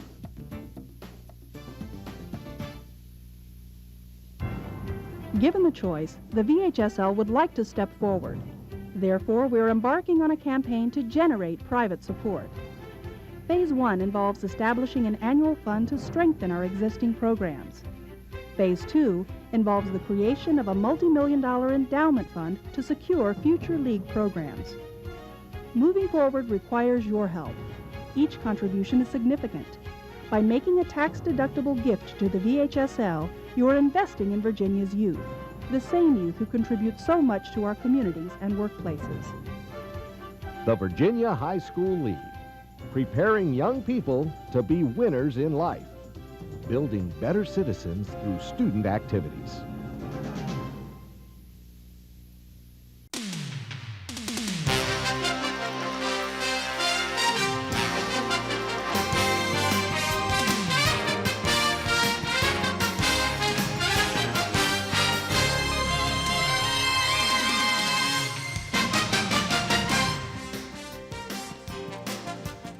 Welcome back to our halftime of the game between South Lakes and Phoebus. Tim Cole along with Bob Hintz.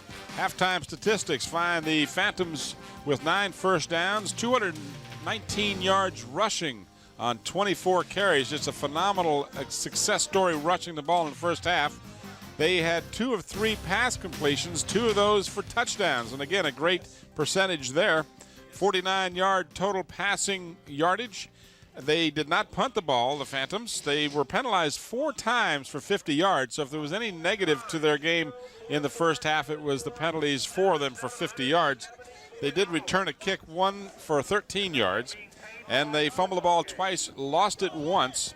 And they had the ball 14 minutes and 25 seconds in the first half. For South Lakes, they had 7 first downs, but 3 of those first downs came off of penalties assessed to the Phantoms. They rushed the ball 19 times for just 44 yards. Through 3 of 8 passes were completed with 1 interception by Jenkins. Total of 45 yards passing. Total of 89 yards total offense in the first half for South Lakes. They punted the ball 3 times, averaging just 17 yards, including a blocked punt. And they were penalized 5 times for 45 yards, and they returned the ball 5 times for 48 yards. They did fumble the ball once, and of course they were intercepted, so they didn't lose that fumble. But they also had a blocked punt, which in all essence, Bob, is the same thing as a turnover. Yeah, I would think it would be the same thing as a turnover, Tim. The difference of this game right now is the way that the Phoebus Phantoms are controlling both the offense and defensive line of scrimmage, and that's what you have to do to control the game. Is you have to get off the ball quicker and be in the backfield if you're defense, and you've got to keep the other team from being in the backfield if you're on the offensive line. And I think this is exactly what the Phantoms have done so far. Is their offensive line, and Robinson, Little, King, Chetney, Bowles, Wright, and Allen have just done a great job of controlling the line of scrimmage and allowing the runners to advance the ball. Deeby came out just carrying players with him, and then when Lewis gets it, he runs, and he's got 170-some plus yards already, and we're talking the first half. So you've got to be kind of in a good mood if you build D, but you got another full half to play, and you want to make sure that you don't come out there and be and let down. You got to have that killer instinct and go on out there and make some more points. And it's hard to determine which, it's the chicken or the egg syndrome, but it looked like Phoebus might have left for the locker room a little early in the first half. They kind of let up after that 4th touchdown, and really I think they kind of got a little soft on defense. Jenkins with the big hit at the end of the first half was the difference in preventing a score, I should say, by South Lakes, as Busey returns the kickoff to the 21-yard line. Well, right now Jenkins is just doing a great job, Tim, but that was a classic hit there at the end zone. It looked like it was going to be a touchdown. And you're right, I think they did relax a little bit and allow South Lakes to move the ball. It's just a human nature, I guess, to some degree, and we were expecting South Lakes to just roll over. Well, South Lakes didn't get to this game by being a team that rolls over, so I expect a superior effort from them here in the second half, and we'll see how Phoebus responds. But they do have a comfortable 28-0 lead. And I look for them to pass the ball a little bit, try to get outside a little bit more like they're doing right here. This is Busey, and he gets it on the counter play and picks up yardage to the 25-yard line, so he'll pick up about 4. Well, Tim, that's the only success that they've really had today is trying to get outside, but he run into his own quarterback who was trying to block for him that time. Inadvertently ended up blocking someone. Right. But, passing and getting to the outside, they're not going to run up the middle on Phoebus. And once they try to get outside, Phoebus has got some pretty good speed themselves, and they'll stop that outside game. I think their best chance of moving the ball is going to be through the air. Lansdowne is in motion. This time, Maya gets the pitch, and he's to the near side, and he is in the grasp and will get to about the 29-yard line. So he'll pick up almost 4, but it'll bring up a 3rd down and short. 3rd down and a couple to go. Well, you can see what they've decided to do the second half, Tim, is to get the ball to their people and get them outside and try to pick up the yardage by running wide on the Phantoms. Brings up 3rd down and 2. They need to get across the 31-yard line. Do the Seahawks. Well, Sedone runs over to the sideline every time and gets to play from the coaching staff. And this is Maya, and he has the first down as he is across the 35 to almost the 36-yard line. So a quick hitter by the Seahawks to get the first down.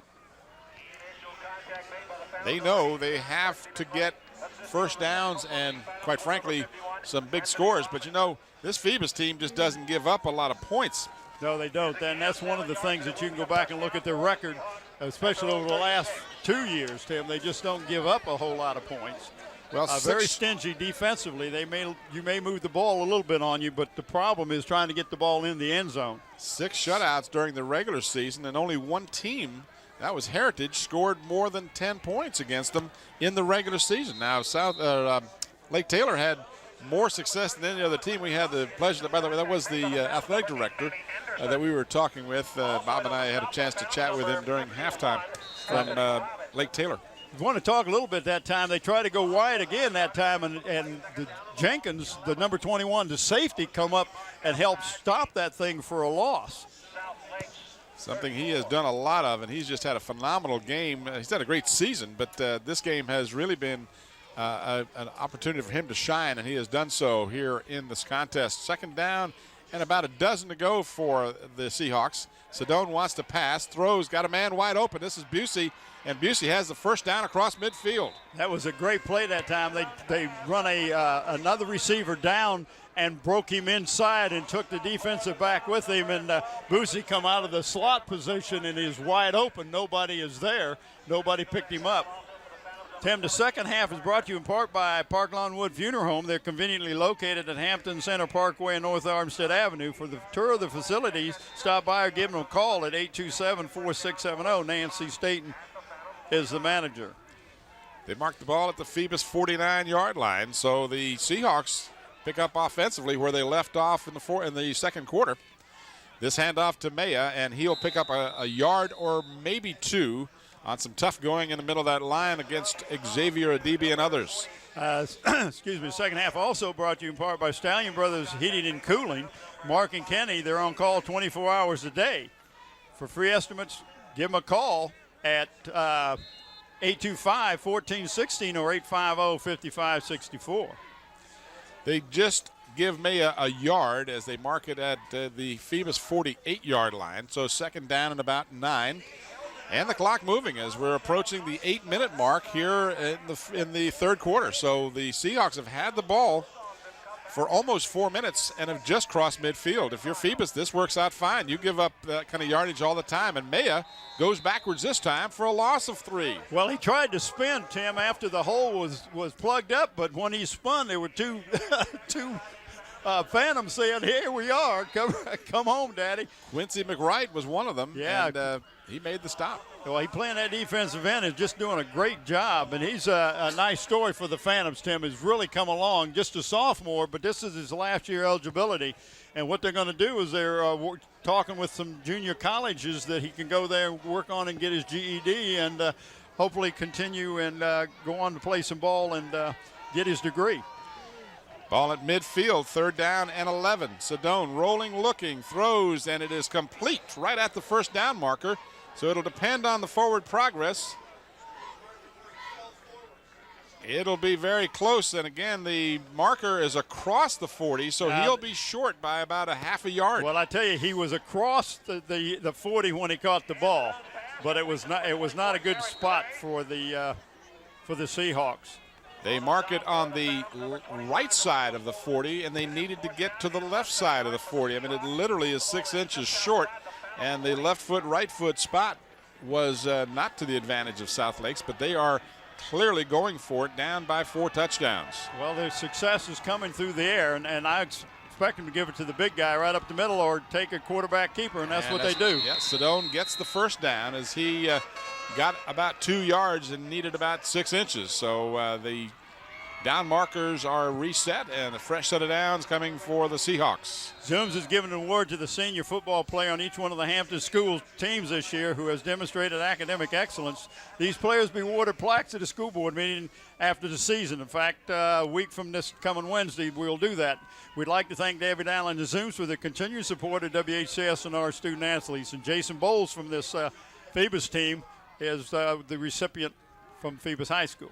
Busey in motion. First down for the Seahawks. Sedone throws, has a man, Gray, open, and it's knocked away on a good defensive effort by number 25. That is DeMarcus Holden on an excellent coverage. Broke up the pass. Watch this replay. Holden's coming out and Brown is coming in. And the ball was there, but it was just on the sideline, and a good job by Holden to make sure the ball did not stay in the receiver's hands. Hampton Chevrolet, one of our corporate sponsors, 1073 West Mercury Boulevard. Give them a call at 838-5450. Like a rock. Get the pickups down there at Hampton Chevrolet Jeep Mazda. 6 minutes remaining. Half of the third quarter already gone, and the Phantoms have yet to get the ball on offense as David Lansdowne gets the pitch, and he'll only pick up a yard, maybe a yard and a half. So again, if you're Phoebus and you give the ball, let them run the field like this, and they use up 8-9 minutes and get maybe one touchdown out of it, that works fine. Maybe they won't get anything that time. I'm assuming they would even get to that point, but they got a long ways to go to get that. Yeah, and that time the Phantoms did a great job of making, carried the ball that time, Maya? Uh-huh. And he made him cut back inside and right to where all the defense was waiting for him. But you can see in there, it's almost like a double wing. Mm-hmm. Sedone rolling, wanting to throw, and does. Throws long for Gray, and again, good coverage, no penalty flag. Good coverage downfield. That was number 12, Travis Richmond, who was covering Gray. So that stops the clock with 5:29 remaining. 5:29 on the clock in the third quarter. It's been South Lakes who's had the ball the entire third quarter so far, but now are looking at a 4th down and 9.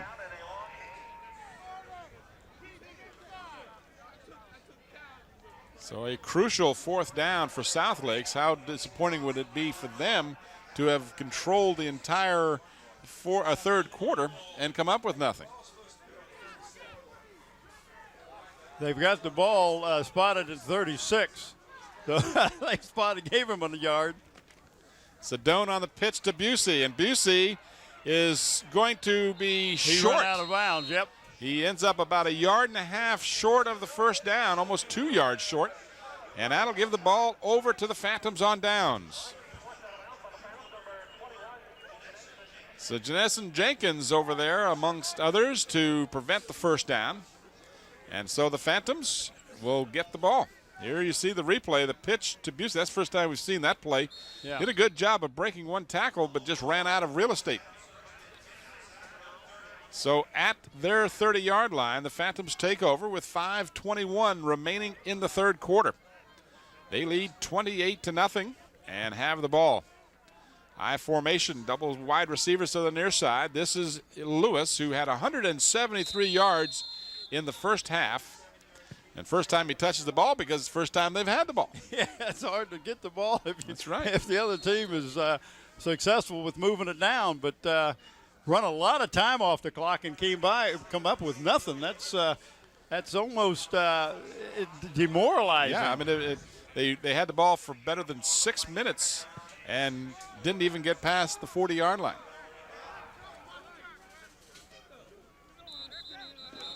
And we've got flags, and the play is dead before it got underway. Maybe offense. Well, I don't know. There's somebody in the neutral zone. I didn't see what happened. I just saw a penalty flag, and DJ Parker's pulled up. It's a dead ball. Dead ball. Lining up in the neutral zone. That's interesting. So the offense lined up in the neutral zone. Doesn't happen all the time. Wow.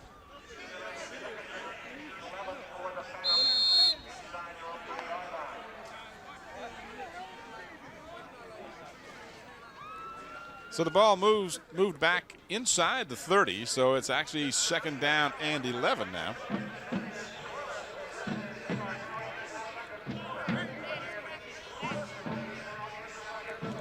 DJ Parker, option to Lewis, and Lewis has the corner. And he's got the first down. Got a first down all the way out to the 47-yard line. Well, they're going to spot it closer to 46. Tim will pick a player of the game, two player of the games for the Phantoms today. Each player will receive a trophy in the shirt. The trophy comes to Trophy World, located in the historic Hilton Village in Newport News. For all of your recognition and award needs, trophies, plaques, and custom engraving, contact Bob Helling at Trophy World, 595-7354. They try the option to the left side. This time Parker keeps it, and he's got a huge first down. He's still going. spun away from a tackler. He'll score.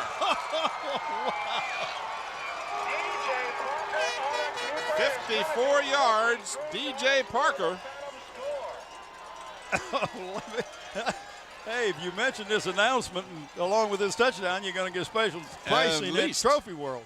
And the shirt comes from Tidewater Team Sports, your one-stop sports headquarters for screen printing, embroidery, uniforms, and apparel. Call 594-0411 and talk to Dave Chubb or Terry McNamara. So it doesn't take the Phantoms long to answer the long drive that came up short for South Lakes, and the Phantoms respond with a long touchdown of 54 yards by DJ Parker. Jason Mickle will try the extra point. It's up and it's good. So they have a very comfortable 35-0 lead now. Here's your replay. DJ Parker on the option play to the left. Right, I thought he was down. Whoop. Yep. You gotta bring him down, fellas. Just spun him around and kept him going. Oh. I want to comment about it. What a nice job Larry Malloy and the crew have done here on setting up the field for this semifinals. The stars in the end zones and the school letters and so forth. Nice job. This field gets a lot of usage. It sure does. And, you got 4 high schools using it. Okay. John Grover is the man in charge. Larry stepped down. He's not in charge anymore, but he's still here, giving John all his expertise that he can, and John is doing a great job. I stand corrected then. John Grover doing the job. Lewis now 17 carries, 198 yards on the afternoon, and that's just the Phantoms only had the ball 2 minutes in the third quarter. We got an offside on the kickoff.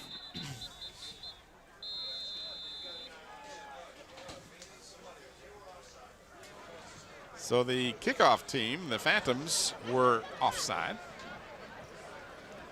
They'll re-kick it. 4:06 left here in the third quarter on a sun-drenched December 7th, 2002. Bob Hintz and Tim Cole bringing you the Group AAA Division V semifinal championship game. This winner and Phantoms are beginning to look a lot like they're headed off to Richmond next Saturday afternoon. Well, in this time of year when you said it's beginning to look like, and I thought you was going to say Christmas. Yeah, I knew. I thought you might, and that's what I said. Well, you've got my Christmas present, right? I already gave you yours. Yeah. You ate it. Delicious. And I ate mine and most of theirs. Some Famous Amos cookies. Oh. Did you get those over at Zoom's? They have Famous Amos cookies? No, they got everything there. They got a loose ball and nice open field tackle. Manny Anderson doing his usual stellar job on special teams. So the ball was loose on the ground by Torrey Jones, number 18. He got it back, but Manny Anderson got him. Watch this excellent play from Anderson on special teams. Here he comes into your picture, and he just doesn't make a mistake on the tackle. So the Phantoms are going to take a timeout here with exactly 4 minutes remaining in the third quarter, as South Lakes will be back on offense. They had the ball for better than 6 minutes to start the third quarter, but couldn't advance past the 30-yard line of the Phantoms. I said the 40, I stand corrected, the 30-yard line. They got that down that far and took a lot of time off the clock and came up short-handed. They did exactly what Phoebus wanted to do, which was to control the ball. Well, yeah, but you want to control the ball and score. That's what I mean. But Phoebus said, okay, you guys control the ball, but don't score. Right. That's okay, too. Yeah, which works out fine for them. Exactly. What a great job the coaching staff has done to prepare these young men and not to lose anything or any momentum because of the week off. You know, that can sometimes be a negative, but Bill preached to the young men and let them know that this is a positive for us because we will be able to heal up a little bit and go into the semifinal contest a whole lot healthier than we were 2 weeks ago. I seriously question whether this game would be this big of a difference if Phoebus had to play consecutive weeks. Picked off. Phillip Brown makes the grab. Brown down the sideline, has some blockers in front of him, but he'll run out of real estate and go out of bounds, but not until the Phantoms have it inside the 11-yard line, right at the 10-yard line. It's hard. if you're going to pass the ball, you better make sure your man is open, because if it's anywhere close to Philip Brown, he's going to get his hands on it. Well, he'll catch the ball if his quarterback is throwing it or if the other quarterback is throwing it. And Brown makes the nice tackle and good run back. 25-yard return on the interception. So they'll have it first and goal, the ball right on the 10-yard line, so they'll have to score. They cannot get a first down without scoring. Well, you know, you might just give it to big number 5. You think you might? Lewis goes in motion. That leaves the DB the lone setback, and then the pass to wide open McWright. Wide open. Oh, was he open? I mean, the South Lakes team never saw him. Quincy McWright, the tight end, wide open for a 10-yard touchdown pass. And putting the man in motion, they put Lewis in motion. First time they've done that today, and it pulls the linebacker over the defensive back to look for him, and nobody picked up the tight end. Just an awesome play that time. Called 4 passes, 3 touchdowns. Getting ugly. Mickles' kick is good, so he is perfect this afternoon. He's had 6 attempts, and he's completed all 6 perfectly. And we have 3:43 remaining in the third quarter, and Phoebus, on their way to Richmond, lead 42-0. South Lakes has to wonder where that came from. Not only where that came from, but we're in a conference is a whole lot easier than this conference down there. You get in the Peninsula District, you're going to see that every week. They may have had trouble with any number of teams from the Peninsula District this year. Well, the tough thing here, too, is, you just don't know all of the story behind it, but they had a tough game against Woodson. It was a game a team they had lost to previously in the regular season, so they had a big emotional victory there, and they might have left a lot of that emotion on the field. You just never know. Sometimes that could be. That's a good point. Sometimes you just use it all up, and it's hard to get your momentum back. In any event, they are down 42-0, and it's not looking good. Same young man, Jones, has the kick, and he is still on his feet across the 30, 40, and is pushed out of bounds at about the 42-yard line. So an excellent return by Jones. And he was a young man that had trouble getting a hold of the ball last time, wasn't it? Yep. Torrey Jones with a big return.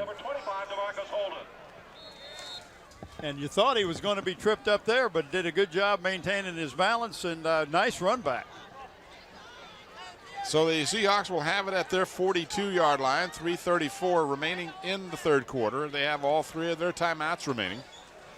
But they trail 42-0 to the reigning state champs. And this is Maya, and he's got running room. He's in the open. DJ Parker will bring him down, but not until he gets big yardage down to the 33-yard line. So Maya gets the big yardage for the Seahawks. Pick up, it looked like about 26 yards. But that time, just the defense overcommitted to the inside, and you watch, and he just popped through a nice hole by the left side of that offensive line for the Seahawks. Over 1,000 yards for Maya on the season, the regular season. And now Big Quest King says no more on this side anyway. Maya said, "Wait a minute, that's not the same success I enjoyed a minute ago."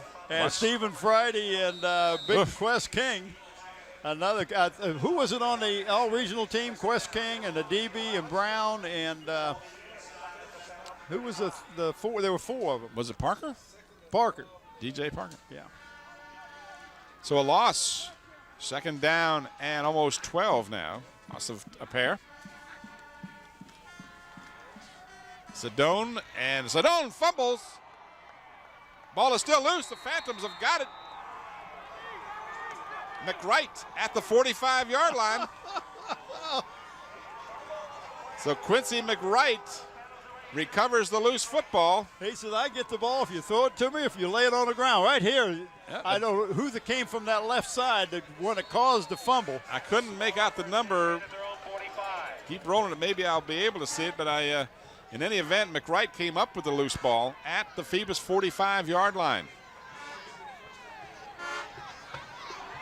So the Phantoms leading 42-0. Have the ball again. This is Lewis. And Lewis over 200 yards, still moving all the way down to the 39-yard line. And Tim, a lot of that is tackling, but a whole lot of that is the strength of that young man. 16 yards on the carry. He's over 200 yards on the afternoon. A pair of touchdowns to go along with that yardage. 18 carries, 214 yards this afternoon. My goodness. For a sophomore, Elin Lewis. And this is Boone. Maurice Boone gets some yardage down to the 30. That's a gain of almost 10. Need to cross the 30 for the first down, so he'll get just a little more than 9 yards on the play. Here's your replay. So you put Boone in the backfield, and he'll pick up almost 10. Well, Boone comes out, Adibi comes out. We got in the backfield now. Who we got? Got some fresh numbers out there. Yeah, fresh numbers, 25 and 35. Holden and Moss. And Holden gets the call. DeMarcus Holden, he's a senior, and he picks up the first down. 35 was the other one. That's Stephon Moss, who was just a sophomore, Tim.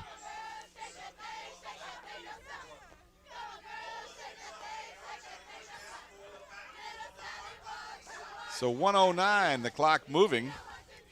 So you got Holden in the backfield. And Boone gets the ball. And Boone breaks the tackle, and he is down close to another first down. It looks like a deflated Oh, South yeah, Lakes but team watch right this. It just bounces off people and just running, picking up 4 or 5 more yards after he's being tackled. And Bill D has pulled his starting offensive backfield out of there except for the quarterback. And we've got a stoppage of play and a timeout being called by South Lakes, I believe. I think they may be one man short. Yeah, they did have 10 people in there on the as well as Phoebus is running. You want to try to sneak a 12th one in there. Yeah, you really do. Yep, 18 carries, 214 yards for Mr. Lewis this afternoon. Ooh. And a couple of touchdowns. If you joined us late, the Phantoms raced out to a 28-0 lead at the half. 2 touchdowns by Brown and 2 by Lewis.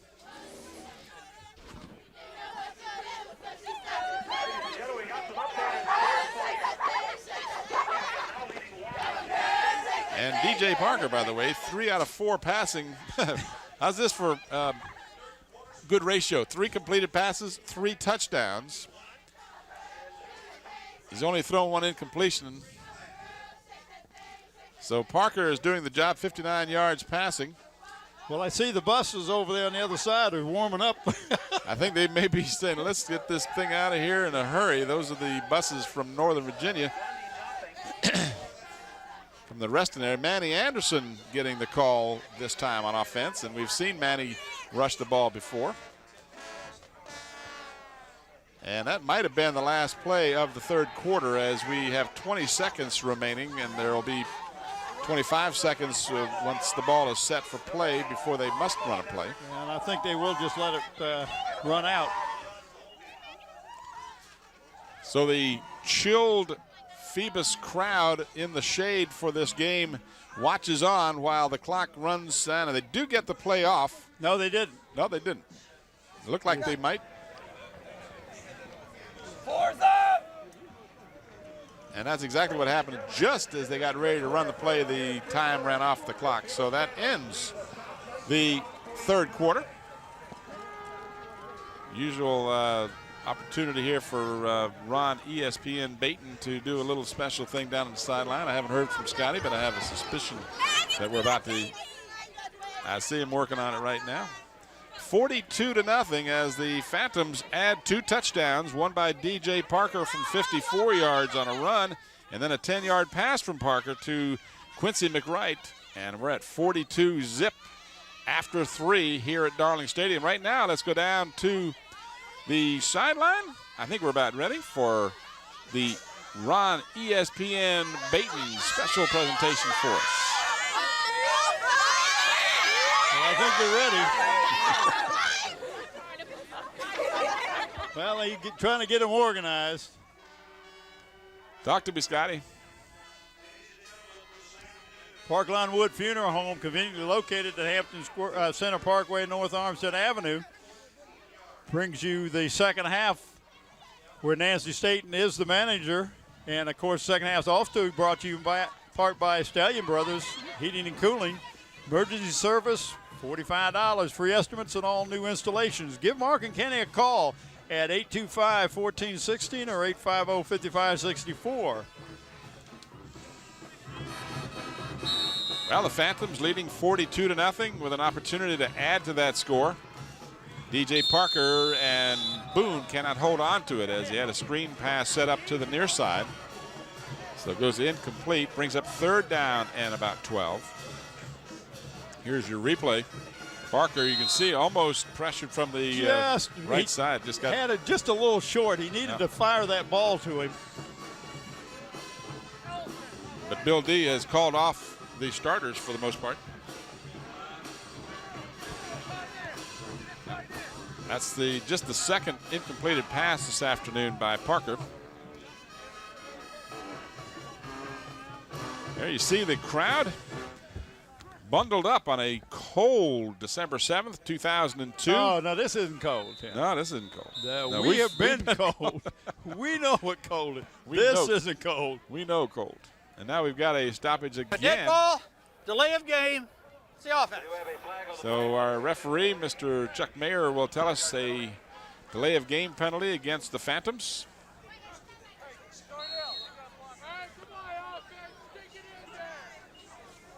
Yeah, you see, that's us. Is that us? That's us. Hey. Over there. Over there. From the boom. From the boom. DJ Parker trying to put the boom on Southlake here, looking to throw, but will not get the pass away as he is sacked all the way out to the 27-yard line. Good coverage in the end zone prevented him from throwing the ball. It was a smart play by the senior. Don't give any momentum back to the other team. It is 4th down now, and a timeout again being called by Phoebus. So they're burning up those timeouts. That'll leave them just one remaining. I don't think that's really going to make much difference in the ball game. Nope, but they do have a 4th down and about 25 as they need to virtually score for all intents and purposes. They can get to the 1-yard line and get a 1st down. See, that'd be about a 43-yarder if they wanted to kick a field goal, and I think that's maybe a little bit out of the range. But if they did try to kick a field goal, they'd use their long kicker, who's Chris Schwartz, is their long field goal kicker. 6'4", rangy young man, Tim, just a sophomore. So he's sitting there waiting for You sure? Jason Mickle to graduate this year, and hope to step right into his shoes and do as well as he has done. Jason done a great job. He's also made the all. He was the other one that made the all regional team. It wasn't Parker. So on 4th down, the Phantoms run the ball with Lewis. He picks up good yardage, but it needed 25, and he came up with about 12 or 13. I'm not sure exactly how many, but you see Lewis here almost broke it. But the Seahawks are able to hold at the 14-yard line, so a gain of about 11 on that play. And it'll turn the ball over on downs to South Lakes as they trail 42-0. As the Phantoms will look to go to Richmond for a 4 o'clock game next Saturday afternoon at the University of Richmond Stadium. Hopefully the weather will be good for that game. This is Busey, and he is tripped up after a short gain. And it was a good job that time by Maurice Boone, number 4, to go in and force that play back into the middle and not let Boosie get outside, get the angle. To watch right there, number 4. See him watching. Yep. Turn that play right inside. He attacked the blocker. And sometimes you do that, you're not going to get the tackle, and you won't get credit for it. But I tell you, it's like an assist in basketball. Stephen Friday, number 82, got the tackle. This is Maya, and Maya is stuffed at the line of scrimmage. I think that's Quincy That's McWright. Quincy McWright again. That young man has been all over the field. Boy, I tell you, the tough part is to pick 2 players of the game from all of the candidates. Yeah, you're right there. It's going to be tough. So that brings up 3rd and long, 3rd down and 8 for the Seahawks. Clock continues to move with 10:20 remaining in the ball game. Busey in motion. Sedone looking, wants to throw, and is decked as he throws. The ball is going to be incomplete. DJ Parker covering on the play. Well, they're looking right back. This receiver's looking right back into that sun. Alex Post, number 19, was the intended receiver. Sedone did a good job of keeping the play alive as he really took a hit. He took a great hit. So they'll have to kick, even though they trail 42-0 down inside their own 20. They've got to get the ball away. David Lansdowne will be standing inside his 5 when he receives the snap, if he gets the snap. This time it is a good one, and he gets it away. Nice kick. Fair catch called for by Philip Brown, and then he has to fall on the ball as he was looking into that tough sun as well. So the ball is going to be at the Phoebus 45-yard line, where they'll have it again with 9:55, and I assure you Bill D wants nothing more than to get 9 minutes and 55 seconds off the clock without someone getting hurt. And you see some of the bundle-up fans here at the game waving to the camera, and we're glad to see Phoebus had a good turnout for the game. The only thing they wish that they would have been in the sun. Yes, I know. That's the disadvantage to being the home team on a day like this, is you're in the shade all afternoon. But I believe the wind was going across the field, so at least they had the stands helping defray the wind, although now it's shifted around a little bit. We have new quarterback in there, number 16, Tim, and we had a fumble. Chris Arnold? Chris Arnold is quarterbacking. No gain on the play. 2nd down and 10. I don't think anybody carried the ball that time. I think it was just a fumble, and Chris Arnold carried. So he gets it this time, gives to Boone, and Boone will get a couple of yards. So we will be at the University of Richmond next Saturday afternoon, and we'll have that game for you. And we invite the fans to come on up. Oh, absolutely. Great facility. We'll be up there. Hopefully the weather will be nicer than it was last year. Yeah. Boy, last year we got wet, got cold. And that was only one very day. Envious of Tony Mercurio. Yes, only one wetter and colder day in my memory.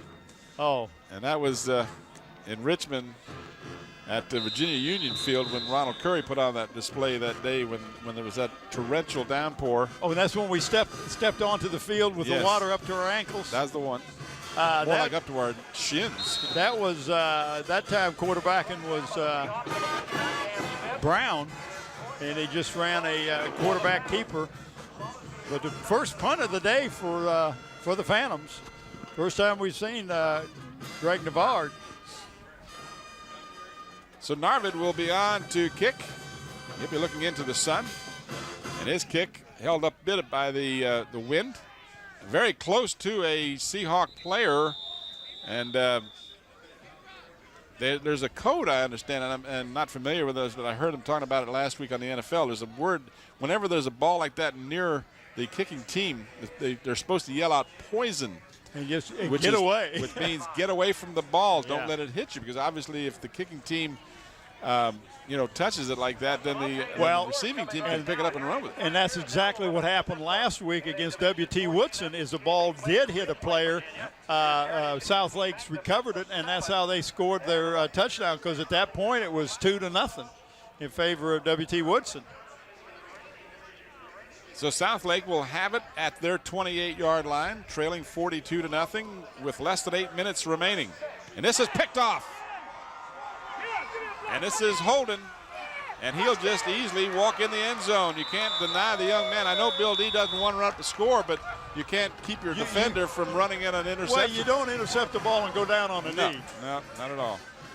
And I really say that in all earnest. I know Bill D is a great sportsman, and he would not want to run up the score.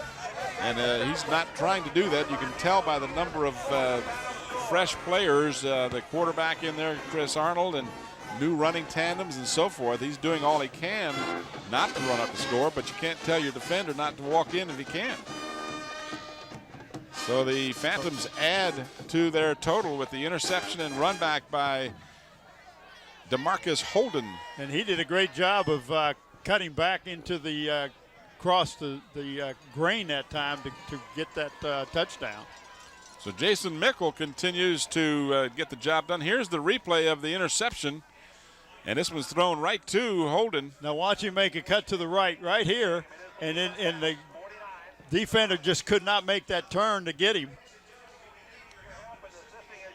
Trying to figure out, if I can, how long a return that was. 45 yards? Thanks, sir. You figured it out. You know how to figure it out? Yeah, ask one of the stats. 42. Well, now they're going to start a fight again. We're going to. Hey, I'm glad it wasn't 41. No, don't do that.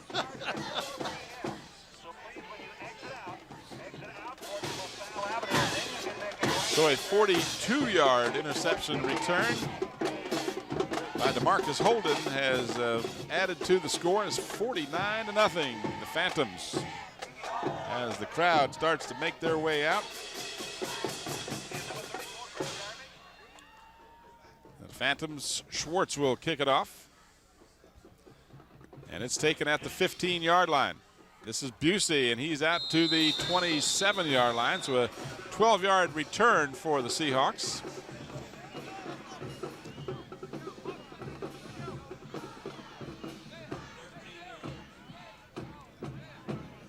So with 7:39 remaining in the ball game, the Seahawks will try again.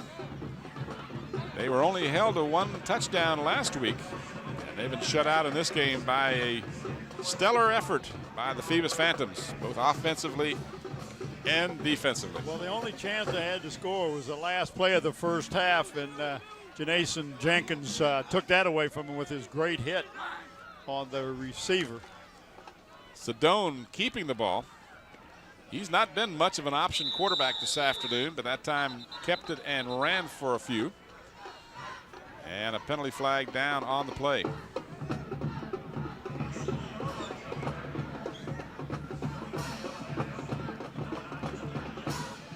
Referee conversing with the field judge, so we still have not seen the indication of the penalty.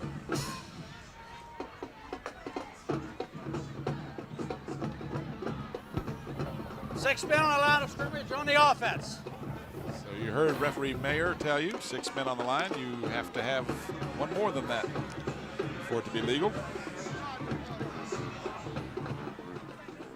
So that'll move the Seahawks back 5 yards. I want to thank referee Mayer for allowing us to have the wireless mic. And he cut it on right at the beginning. We got a great insight to a pre-game toss and going through the whole thing. And a lot of people don't know that they'll do a pre-game toss sometimes. Some coaches don't want them. They want to do it out on the field. You got Maya. Man, he's a horse when he gets going, isn't he? Yep. He's only 5'8", 185 pounds, but he just looks bigger than that. He does. I thought that too. When I saw him, and then I decided to look up his stats, I thought, gee, only 5'8", 185? He's got a low center of gravity. You can see how he got over 1,000 yards rushing this year. We got a lot of new clean jerseys in there.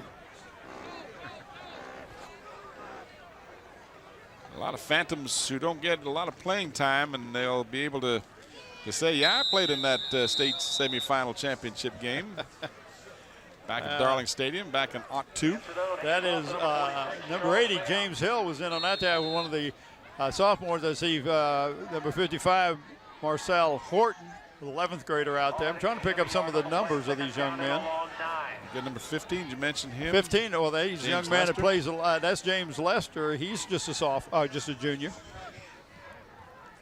Number 20, that's Dustin Travis McCredera. Dustin Johnson, number 9, is out there. So Bill D's got pretty much a brand new defense on the field. Yeah, Justin is a junior. Credera is a junior. Hit ball, encroachment against the defense. So a penalty flag will move the ball 5 yards for South Lakes. 64, Garrett Powell is in there. He's a junior.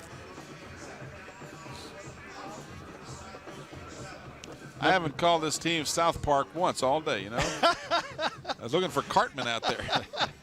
If you'd have called them South Parks, I probably wouldn't have got through the next 10 minutes. It's Fidel. I won't say that. Got some running room down the far sideline. Finally going out of bounds. Oh, and down went the official. Kenneth Curry, but he did step out considerably further upfield, but enough for a first down nonetheless. That's the second time Curry's gotten the pitch out of the flanker position, and then you see him there out of bounds, and then the official went down hard. But they didn't throw a flag on the guy hitting the official, No, did they? but an official will tell you that was a hard hit because he's being checked right now. Referee Mayer over there want to make sure he's okay. He went down pretty hard. These guys got a good head of steam and bowl you over like that. That can be painful. And I don't know if he's going to be able to continue. He's shaking up. So the Phantoms have called a timeout. Well, Tim, where he hit and rolled is there's a mat down over there, but it's hard and it's a hard surface underneath there. So now he got a pretty good lick too, because it looked like young man Curry had a good head of steam when he hit him. And I don't think Curry hit him. I think one of the Phantoms did. Oh, was it? Let's see. Yeah. This is Curry. Right there. Oh, you're right. You're right. And there he goes. And he tried to avoid him, but it was just like he didn't know which way to go. And he's able to roll a little bit, so that probably. Yeah. They'll say, well, that guy needs lose a little weight there. That's Bob that said that, Mr. Tim told me to say that. We do have one of the trainers checking with the official. So players are set to go, but the official still being checked out, and I think he's going to be all right. I'm going to go over to the side. Now, fellas, don't run this direction. Yeah, stay out of. Don't run over me like that. If you're going to run to the right. That's over on the other side. More field over there. So the trooper that he is, he hangs in there. That is a fumble. Yep, loose ball, and the Phantoms say they've got it, and they do. So Sedone coughed the ball up. I'm not sure who got it. It looks like 28. It might have been, is it 28 or 22? Yeah. 28. Seminaro. Yep, Seminaro. He's played some good ball this year. We've called his name a number of times, previous games. So the Phantoms now have the ball, a 49-point lead. Let's get this thing over with so we can all go home and have some leftover turkey. You still got some turkey left over? Yeah, I didn't have turkey till Sunday after Thanksgiving. Oh, okay. Well, then that's why. Hope everyone had a good Thanksgiving. Well, Tim, I tell you, the 22nd this month, I'm taking off for the Midwest, going to Minnesota, and will not be back for this till the 6th of January. So let's hope that I don't get snowed in. Let's not. Don't do that. You're going to Minnesota. They have some snow up there. This is Holden again. And he will not go all the way. So Holden showing some of his speed. DeMarcus Holden. And he's a senior. He had that interception for the touchdown and said, look, let me see if I can do this on the ground as part of the offense. He's got some quickness. And he just got bumped out of bounds. Only one man he had to beat. They mark it at the 20-yard line. Number 9, Dustin Johnson's in there trying to pick up some of these new numbers. How many yards rushing? He's going to get their abacus out and see if they can tell me how many yards rushing the Phantoms got. Fumble on the exchange. Chris Arnold covers it. I don't know if they need that or not, but Killen could take off his shoes and they could do a lot of counting. They told me he's got extra toes. I mean, that's what I heard. See the fumble on the exchange, and this is happens so often when you've got a new quarterback in there.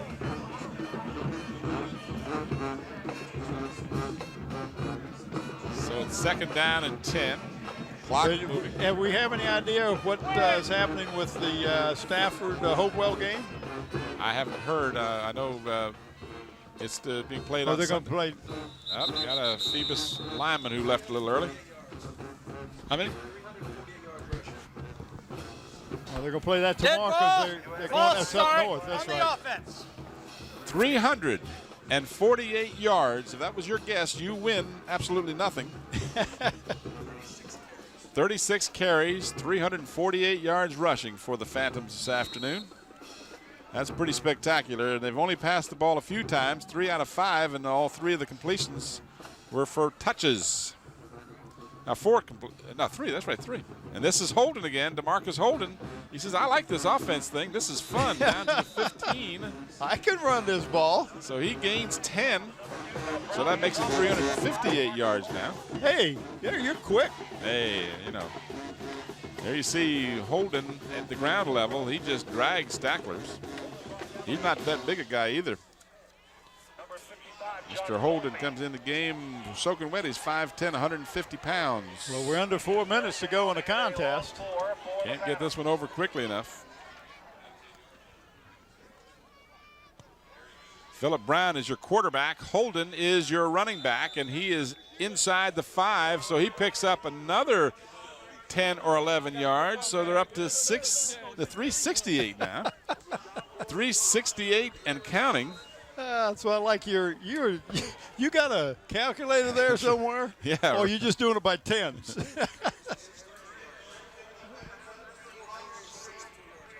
Holden, 4 carries, 64 yards. Young man has been very, very well, prolific. It's hard to get into the No kidding. backfield when you got as got good runners as Lewis and Boone DB and DB. Yeah. And this is Holden again. He said, man, I want to get me in another touchdown here, but he's going to come up short. But again, with Philip Brown at quarterback, not a position he's done much of, and Holden, who we hadn't seen play on offense ever this year. Now, Bill D will certainly not be accused of leaving the starters in, that's for sure. Here you see it from the ground level. 2nd and goal. And Brown will keep it. And he will, no indication yet. Looks like he's in. Yeah, he is. He's in. So Philip Brown keeps it, and that is Brown's 3rd touchdown. And Bob, you and I have to come up with a couple of players of the game here, and this is going to be tough. Well, I tell you, I want to do something we've never done. Uh-oh. I mean, we've had a tremendous offensive display here, and it's hard to pick an offensive player that outperformed the rest of them other than Lewis. Lewis had got it last week, but I think I'm going to go with 2 defensive players. Jenkins, number 1, I think has just done an outstanding job. And I think the other one I'm going to go with is McWright. What do you think? I got no complaints with either of those. All right, Alan is leaving us, and Mr. Davis will see you next week. But what do you think of that? I think that's just perfect. You know, and I'm going to tell you something. You could make a case for about 6 players 6. without any problem at all on both sides of the ball. And certainly, Elon Lewis has just had an outstanding ball game. DJ Parker has thrown the ball extremely efficiently. And let's face it, 3 out of 5 and all 3 completions for touchdowns. Philip Brown has played outstanding. Maurice Boone, again. You've got McWright. Quincy McWright has just had a phenomenal game. In the beginning of the game, Adibi was running over people. Adibi's just quietly put his solid game in as usual on both offense and defense. Right. You could take 8 players, pull a name out of the hat, and you couldn't go wrong with any of them. So I like your choices, and those that didn't get chosen, please don't misunderstand. We just can't give out but so many of these awards, and we appreciate our sponsors that do provide the plaque and the shirt. So sure do, and we do again want to thank Bob Hilling up at There's Phyllis Henry. Good job of Phyllis, the principal over Phoebus High School. Phyllis. Trophy World, Bob Hilling, we appreciate him, and of course Dave Chubb and Terry McNamara at Tidewater Team Sports, allowing us to recognize the player of the game as we do. And it's very unscientific, but we just feel real good about the two players that we selected. And who were they again? Janason Jenkins and Quincy McWright. Okay. And another opportunity next week for a couple guys to have it. And we'll take off the cloak on trying not to give it to too many players. Next week it'll be the outstanding players period. Yep. We try to spread it around and try and recognize as many people as we can. And it's easy when you've got a young man like Lewis who's going to have, after this game, almost 250 yards rushing and a couple of touchdowns. And you could just give it to him easily. But really good. Trying to spread around a little bit. So again, we remind you, next Saturday, 4 o'clock will be game time at the University of Richmond Stadium. It's a beautiful facility, plenty of parking and plenty of seats, so there won't be any problem getting in. As South Lakes fumble the ball again, looks like they got it back.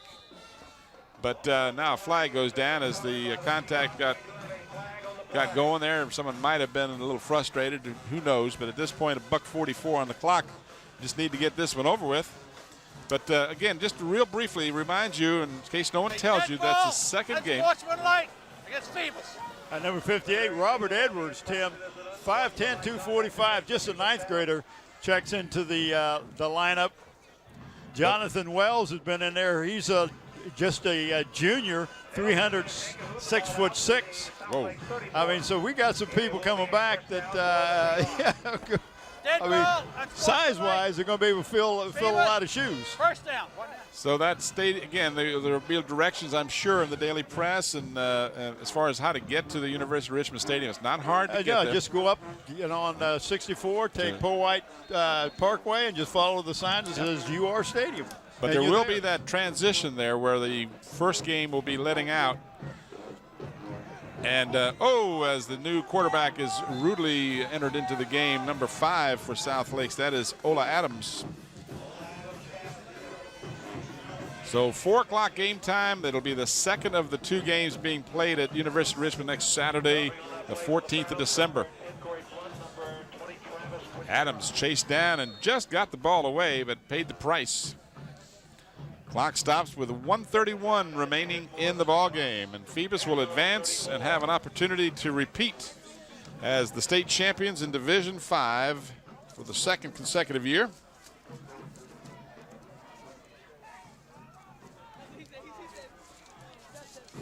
On a dominating game this afternoon against an outmanned South Lakes Park. South Lakes team. Ball thrown up for grabs and caught by the offense. That was almost a Hail Mary at the 40-yard line. And that looked like number 33 is the one that ended up with the catch. That's Sean Williams. This was just a Hail Mary short of the end zone is what it boils down to. Clock will be restarted. But one thing Phoebus wants to do is maintain their shutout. I mean, I give no qualms about it. You may move the ball a little bit, but we're going to keep you out of the end zone, and they'll play aggressive. Going to have the second stringers have to do it, second and third stringers. This is Busey, and Busey trying to get the corner, and a great job, and a good job, too, of keeping him in bounds as well. Bellamy, number 3. Terrence Bellamy, a senior, 6 foot, 175-pounder. Short gain, and as importantly, kept the clock moving, 45 seconds. We appreciate him doing that. Yes, and so does the Phantoms. Phantoms, they just want to go home and get set for next Saturday afternoon. Ball is marked at the 36-yard line, 27 seconds remaining. Crowd filing out now for the Phantoms.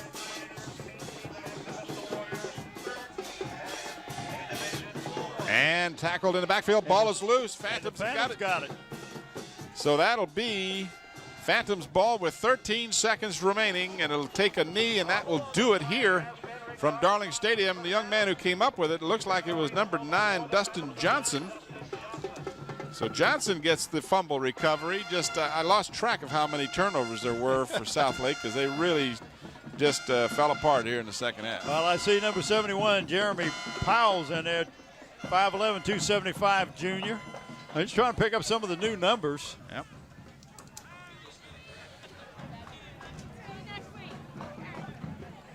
So the Phantoms will have at least one play here with 12 seconds remaining. Chris Arnold is your quarterback, and he'll just take a knee. And that will do it for the semifinals of the Group AAA Division 5. What a game. What an offensive and defensive display this afternoon by the Phantoms. The Phantoms move on to the championship game next Saturday afternoon with a convincing 55-0 victory over South Lakes out of Reston, Virginia. Our players of the game, Jennison Jenkins. Janason. I can't get that right. Janason. I'm going to tattoo that on my hand so the next week I get it right, Janason. I apologize. Janason Jenkins and Quincy McWright. You got it. Our players of the game as Phoebus shuts out Southlake. Manhandled. So let's thank our sponsors. This afternoon's ball game brought to you by Zooms, your friendly neighborhood store with 14 convenient locations. By Hampton Chevrolet at 1073 West Mercury Boulevard in Hampton. And in part by Stallion Brothers Heating and Cooling. And in part by Park Lawn Wood Funeral Home, Hampton Center Parkway and Armstead Avenue. So that's going to do it for us here at Darling Stadium as the officials still checking that one. Well, I guess I'm not sure what they're talking about now. I thought maybe it was that one official that had gotten shaken. That is the official that was hurt earlier. Yeah, that's who they're looking at over there.